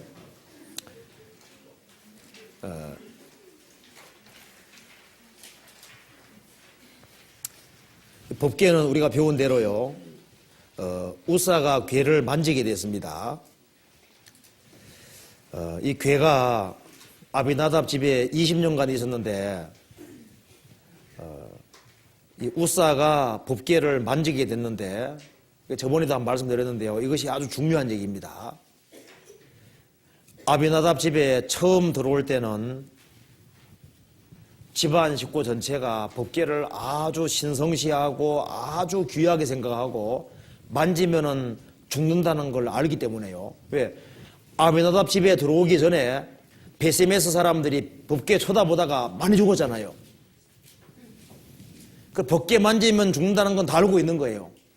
그래서 법궤를 항상 멀찍이 두고 있었는데요, 자기 집에 있었기 때문에 우사는요, 우사와 아효 중에서 우사가 법궤를 더 가까이 가봤을 거예요. 아마도. 그래서요, 이 우사가 처음에는 법궤 가까이 안 갔을 거 아니에요. 근데 자꾸 있다 보다 보니까 저기 법궤가 있는데 자꾸 보다 보니까 그냥 아무렇지도 않게 보이는 거예요. 상자깡처럼 보이는 겁니다. 그래서 이제 만지면 죽는 줄 알으니까 이렇게 가까이 가서 이렇게 보고, 야, 이렇게 생겼구나. 자주 보다 보니 익숙해지죠? 그러니까 이제 아무렇지도 않게 생각이 되는, 만지지만 않아도 상자깡처럼 생각하고 있는 겁니다. 그 상태에서 다윗이 법궤를 옮기려고 하니까 우사와 아효가 앞장서서 몰았습니다. 근데 나곤의 타작마당에서 소들이 뛰니까 법궤가 딱 넘어지려고 하는데 되겠습니까? 왜 이 상적각이 넘어지려고 그래 하고 탁 붙잡은 거예요. 그래서 주님 죽여버렸잖아요. 이스라엘 백성이라면은 법궤가 넘어지려면 어떻게 합니까? 만지면 죽는 게 옆에 있는데 가까이 가기도 싫어하잖아요. 여봐요. 이게 문둥이 환자가 있다 해봅시다. 예를 들면요. 그럼 너 가까이 안 가려고 그러잖아요. 오물까봐. 그게 아니라 이게 하나님의 궤인데, 이 만지면 죽는 게 옆에 있는데 누가 가려고 하겠어요? 넘어지려면 어떻게 하겠습니까? 누구는 얼른 피하죠. 만지면 죽는 게 있는데 피하고 말고죠. 그런데 우사는요, 아이 왜 상자각이 넘어져 하고 턱 만지는 거 봐요. 왜 그렇게 됐냐면 너무 익숙하게 돼가지고 죽은 거예요. 거룩 범한 겁니다. 여기서 우리가 뭘 알 수 있냐면요, 하나님의 일을 하는 데 있어서는 항상 주의가 요구됩니다. 계속적인 주의가 요구되는데 한 번만의 실수라도 치명적이 될 수 있는 거예요. 그리고 세상의 일은 할수록 익숙해지고 쉬워지지만은 하나님의 일은 하면 할수록 더욱 조심스러워지는 겁니다. 우리가 구원받고 난 다음에 형제자매 대하는 것은 처음에도 어렵고 시간 지나도 어려운 거예요. 왜? 구원받은 사람 속에 주님이 계시거든요. 그리고 구원받은 사람 속에 주님이 같이 계시기 때문에 구원받은 사람 속에서 얘기하는 것도 참 어려운 얘기고요. 구원받은 사람 대하는 것도 쉬운 게 아니에요. 구원받은 사람 대할 때는 조심스럽게 합당한 예의를 가지고, 주님이 귀하게 여기는 사람이기 때문에 귀하게 여기게 됩니다. 그리고 우리가 회중에서 구원받은 사람에게 항상 겸손한 마음 가지고 조심하는 마음 가지고 행하지 아니하면, 잘못하면 하나님의 거룩 범할 수 있는 거예요. 교회 안에 주님이 역사하고 있습니다. 그렇기 때문에요, 구원받고 처음에도 조심했고, 구원받고 형제자매 단점이 보인다 할지라도 주님이 그런 사람들 다 사용해서 주님 역사를 이루지 않습니까? 이러는데 그 단점과 약점이 보이는 그것 때문에 그 속에 역사하시는 주님을 보지 못하고 함부로 행동하다 보면요, 주님하고 꽉 부딪히는 수가 있어요. 조심해야 됩니다. 그래서 우리가 이 교회 안에서 정말 조심스럽게 행할 수 있다면 그 사람은 어디 내놔도 귀하게 쓰임받을 수 있을 거예요. 그리고 법궤는 메어야 되는데 수레에 실었기 때문에 그것 때문에 문제가 생겼습니다. 그래서 다윗이 곰곰이 생각해 보니까 우리가 법대로 안 했고 법대로 안 했구나. 그래서 이제 법궤를 메고 들어옴으로써 하나님의 축복을 받았던 겁니다. 법궤는 메고 배워야 됩니다. 메고. 나의 멍에를 메고 내게 배우라 그러잖아요. 편안하게 수레에 싣고 오면 안 됩니다. 거기에 다윗이 춤추고 기뻐했지만은 육신의 기쁨이고 진정한 바른 기쁨이 아니었습니다. 법궤를 메고 들어오면서 기뻐해야 되는 거예요. 우리가 하나님 말씀을 멍에를 메고 그 속에서 기뻐하고 즐거워하는 그것이 진정한 기쁨이라고 할 수 있습니다. 그리고 역대상 17장을 쭉 넘어가면요, 그거 보면은 이제 하나님 말씀이었습니다. 나단 선지자 통해서 다윗은 성막을 성전 짓기를 원하지만 너는 피를 많이 흘렸으니까 못 짓는다. 그렇지만 내가 다윗 너의 이름을 내가 존귀하게 만들어 주겠다. 그리고 너의 몸에 날 사람을 통해서 성전 짓게 해주겠다. 내가 너를 존귀한 자로 만들어 주겠다. 그리고 하나님께서 다윗 장대까지 쭉 얘기해 줬습니다. 다윗은요 너무 감격해가지고 자기의 궁극적인 운명과 자기의 장대를 쭉 말해주는 걸 듣고 난 이후에 너무 감격해서 하나님 이렇게 얘기를 합니다. 역대상 17장 보시겠습니다. 17장 16절 보세요.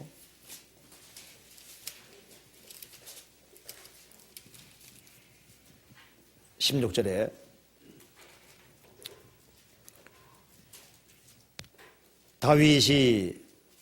다윗 왕이 여호와 앞에 들어가 앉아서 가로되 여호와 하나님이여 나는 누구오며 내 집은 무엇이간데 나로 이에 이르게 하셨나이까. 하나님이여 주께서 이것을 오히려 작게 여기시고 또 종의 집에 대하여 먼 장래까지 말씀하셨사오니 여호와 하나님이여 나를 존귀한 자같이 여기셨나이다. 주께서 주의 종에게 베푸신 존귀에 대하여 다윗이 다시 무슨 말을 하오리이까. 주께서는 주의 종을 아시나이다. 여기서요 다윗은 너무 감격해서요 하나님 면전에 들어가 앉아서 하나님께 얘기를 하는 겁니다. 다윗에게만 장래 말해준 게 아니잖아요. 성경 속에 우리 장래가 이미 다 얘기되어 있습니다. 우리가 받을 축복이 다 얘기되어 있는 거예요. 다윗이 하나님 면전에 들어가서 얘기를 했습니다. 여호와 하나님이여 나는 누구오며 내 집은 무엇이간데 이에 이르게 하셨나이까. 하나님이여 나는 누굽니까? 나는 양치는 자에 불과하지 않습니까? 내가 누구이며 내 집은 무엇이간데 나로 이에 이르게 하셨나이까. 이렇게 큰 축복을 주시는 겁니까? 그 말이잖아요. 하나님이여 주께서 이것을 오히려 작게 여기시고 또 종의 집에 대하여 먼 장래까지 말씀하셨사오니 여호와 하나님이여 나를 존귀한 자같이 여기셨나이다. 그렇죠. 하나님은 존귀하게 여기셨습니다. 다윗만 존귀하게 여긴 게 아니에요. 우리도 기름 부음 받은 자입니다. 다윗도 기름 부음 받은 자고 예수님으로 말미암아 예수님 안에 있는 우리도 같이 기름 부음 받은 사람인 거예요. 주께서 주의 종에게 부으신 존귀에 대하여 다윗이 다시 무슨 말을 하오리까. 주께서는 주의 종을 아시나이다. 그래서 너무 감격했습니다. 그리고 이제 다윗은요 하나님이 내 몸에 날 사람을 통해서 솔로몬을 통해서 성전 짓는다는 것을 알게 해주니까 자기가 죽기 전에 이것을 준비하기를 간절히 원했습니다. 그래서 이제 그때보다는 더 열심히 전쟁해가지고요 대적을 쳐서 이기고 이제 탈취물이 생기면은 그걸 하나님께 열심히 드립니다. 역대상 18장을 보면은 전쟁에서 이것도 하나님께 드리고 저것도 하나님께 드리고 그리고 성전 짓기 위해서 아주 만반의 준비를 한 것이 쫙 뒤에 나와 있는 거예요. 그리고 이제 솔로몬 왕세고 난 이후에 마지막으로 자신이 자기 사제를 들어가지고 하나님께 먼저 드리고, 족장들이 그 다음에 드리고, 백성이 드리고, 그렇게 해서 성전 지을 준비를 다 해놓고 다윗이 죽는 거예요. 다윗이. 그래서 솔로몬이 성전을 지을 수 있게 됐습니다. 그렇잖아요. 그래서 이 출애굽의 역사를 경험한 사람을 통해서, 그런 사람의 헌신을 통해서 뭐가 이루어졌습니까? 통해서 성막이라는 게 지어진 거예요. 다윗 시대 때 전쟁을 경험하고 하나님 역사를 경험한 사람들이 드린 그 모든 것을 통해서 솔로몬 성전이 지어진 겁니다. 신약 시대의 교회도 주님의 구원을 경험한 사람들이 자신을 헌신하는 것을 통해서 주님의 몸된 교회가 이루어지는 겁니다. 똑같은 거예요. 여기에 마지막으로 한번 보도록 합시다. 역대상 29장.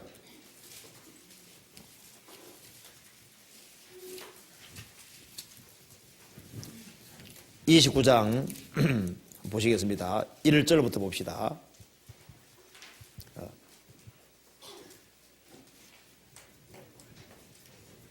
1절.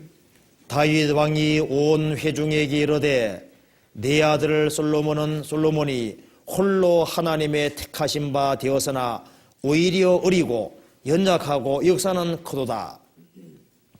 이 전은 사람을 위한 것이 아니요 여호와 하나님을 위한 것이라. 이 솔로몬 성전은 사람을 위한 것이 아니요 여호와 하나님을 위한 것이라. 내가 이미 내 하나님의 전을 위하여 힘을 다하여 예비하였나니 곧 기구를 만들 금과 은과 녹과 철과 나무며 또 만호와 박을 보석과 꾸밀 보석과 채석과 다른 보석들과 화반석이 매우 많으며 성전을 위하여 예비한 이 모든 것 외에도 내 마음에 내 하나님의 전을 함으로 나의 사유의 금 은으로 내 하나님의 전을 위해 들어놓으니 곧 오빌의 금 3,000 달란트와 천은 7,000 달란트라.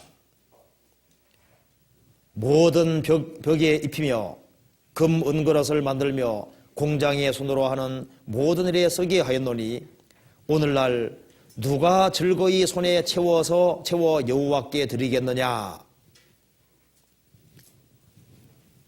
자기가 전쟁에서 얻고 모아놓은 모든 걸 들지 않습니까? 주님께 먼저 드렸습니다. 그러니까 이제 그 다음에 이제 6절에 이에 모든 족장과 이스라엘 모든 지파의 어른과 천부장과 백부장과 왕의 사무 감독이 다 즐거이 드리되 하나님의 전 역사를 위하여 금 5,000 달란트와 쭉 나오잖아요. 그 다음에 9절에 백성이 자기의 즐거이 드림으로 기뻐하였으니, 그러니까 다윗 왕이 드리고 족장과 모든 지파의 어른들이 또 드리고 그 다음에 백성이 또 즐거이 드렸습니다. 그래서 성전 지을 모든 것이 딱 준비가 된 겁니다. 그래서 다윗이 이제 마지막으로 이렇게 기도합니다. 14절부터 19절까지 같이 읽어봅시다. 나와 나의 백성이 무엇이간데 이처럼 즐거운 마음으로 드릴 힘이 있었나이까. 모든 것이 주께로 말미암아 싸우니 우리가 주의 손에서 받은 것으로 주께 드렸을 뿐이니이다. 주의 앞에서는 우리가 우리 열조와 다름이 없이 나그네와 우고한 자라. 세상에 있는 날이 그림자 같아서 머무름이 없나이다.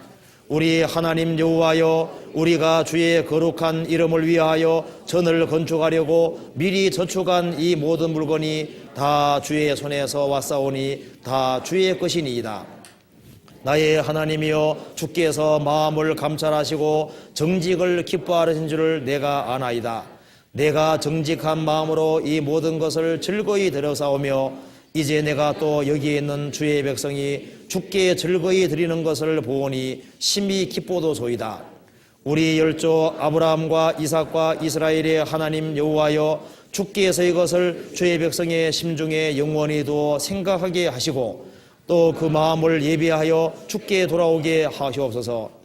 하시며 또 내 아들 솔로몬에게 정성된 마음을 주사 주의 계명과 법도와 율례를 지켜 이 모든 일을 행하게 하시고 내가 위하여 예비한 것으로 전을 건축하게 하옵소서.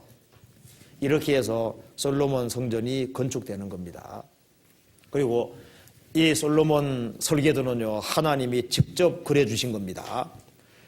28장 18절에 19절 같이 읽어봅시다. 28장 19절 같이 읽겠습니다. 다윗이 가로되 이 위의 모든 것의 식양을 여호와의 손이 내게 임하여 그려 나로 알게 하셨느니라. 하나님의 손가락이 내려와 가지고요, 솔로몬 설계도를 딱 그려준 겁니다. 그래서 다윗이 성전 지을 모든 것을 다 드리고 보니까 이것이 전쟁에서 이겨서 다 얻은 거예요. 그러니까 전쟁을 누가 이기게 해줬습니까? 하나님이. 그러니까 이게 다 하나님 손에서 나온 겁니다. 이렇게 말하는 겁니다. 이스라엘이 출애굽에서 성막 지을 때 성막 지을 재료가 어디서 왔습니까? 에집트에서 물품 먹게 했잖아요. 그렇게 해서 주님께서 사용하신 겁니다. 다윗 전쟁으로 탈취물 얻은 것을 사용해서 지은 거예요. 그것처럼 신령한 교회도 그렇게 해서 지어지는 겁니다. 예. 그래서 이 역대기는 그렇게 세 부분으로 되어 있습니다. 족보, 다윗을 중심으로 해서 통일 왕국이 이루어지는 것, 그 다음에 즐거이 헌신함으로써 성전 지을 준비를 하는 것, 그렇게 세 부분으로 되어 있습니다. 여기까지 말씀드리겠습니다. 같이 기도하시겠습니다. 자비로우신 우리 아버지 하나님, 감사합니다. 젊은 시절에 저희들을 구원해 주신 것을 진심으로 감사합니다. 여기에 모여있는 모든 귀한 청년 형제자매님들, 주님께서 마음을 붙잡아 주시고 무엇보다도 하나님 말씀을 가까이 하고 하나님을 의지할 수 있도록 도와주시고, 그리고 주님 말씀을 의지하고 끝까지 주님 약속을 기다리는 자 될 수 있도록 도와주옵소서. 모든 것 감사드리옵고 주 예수님 이름 받들어 기도하옵나이다. 아멘.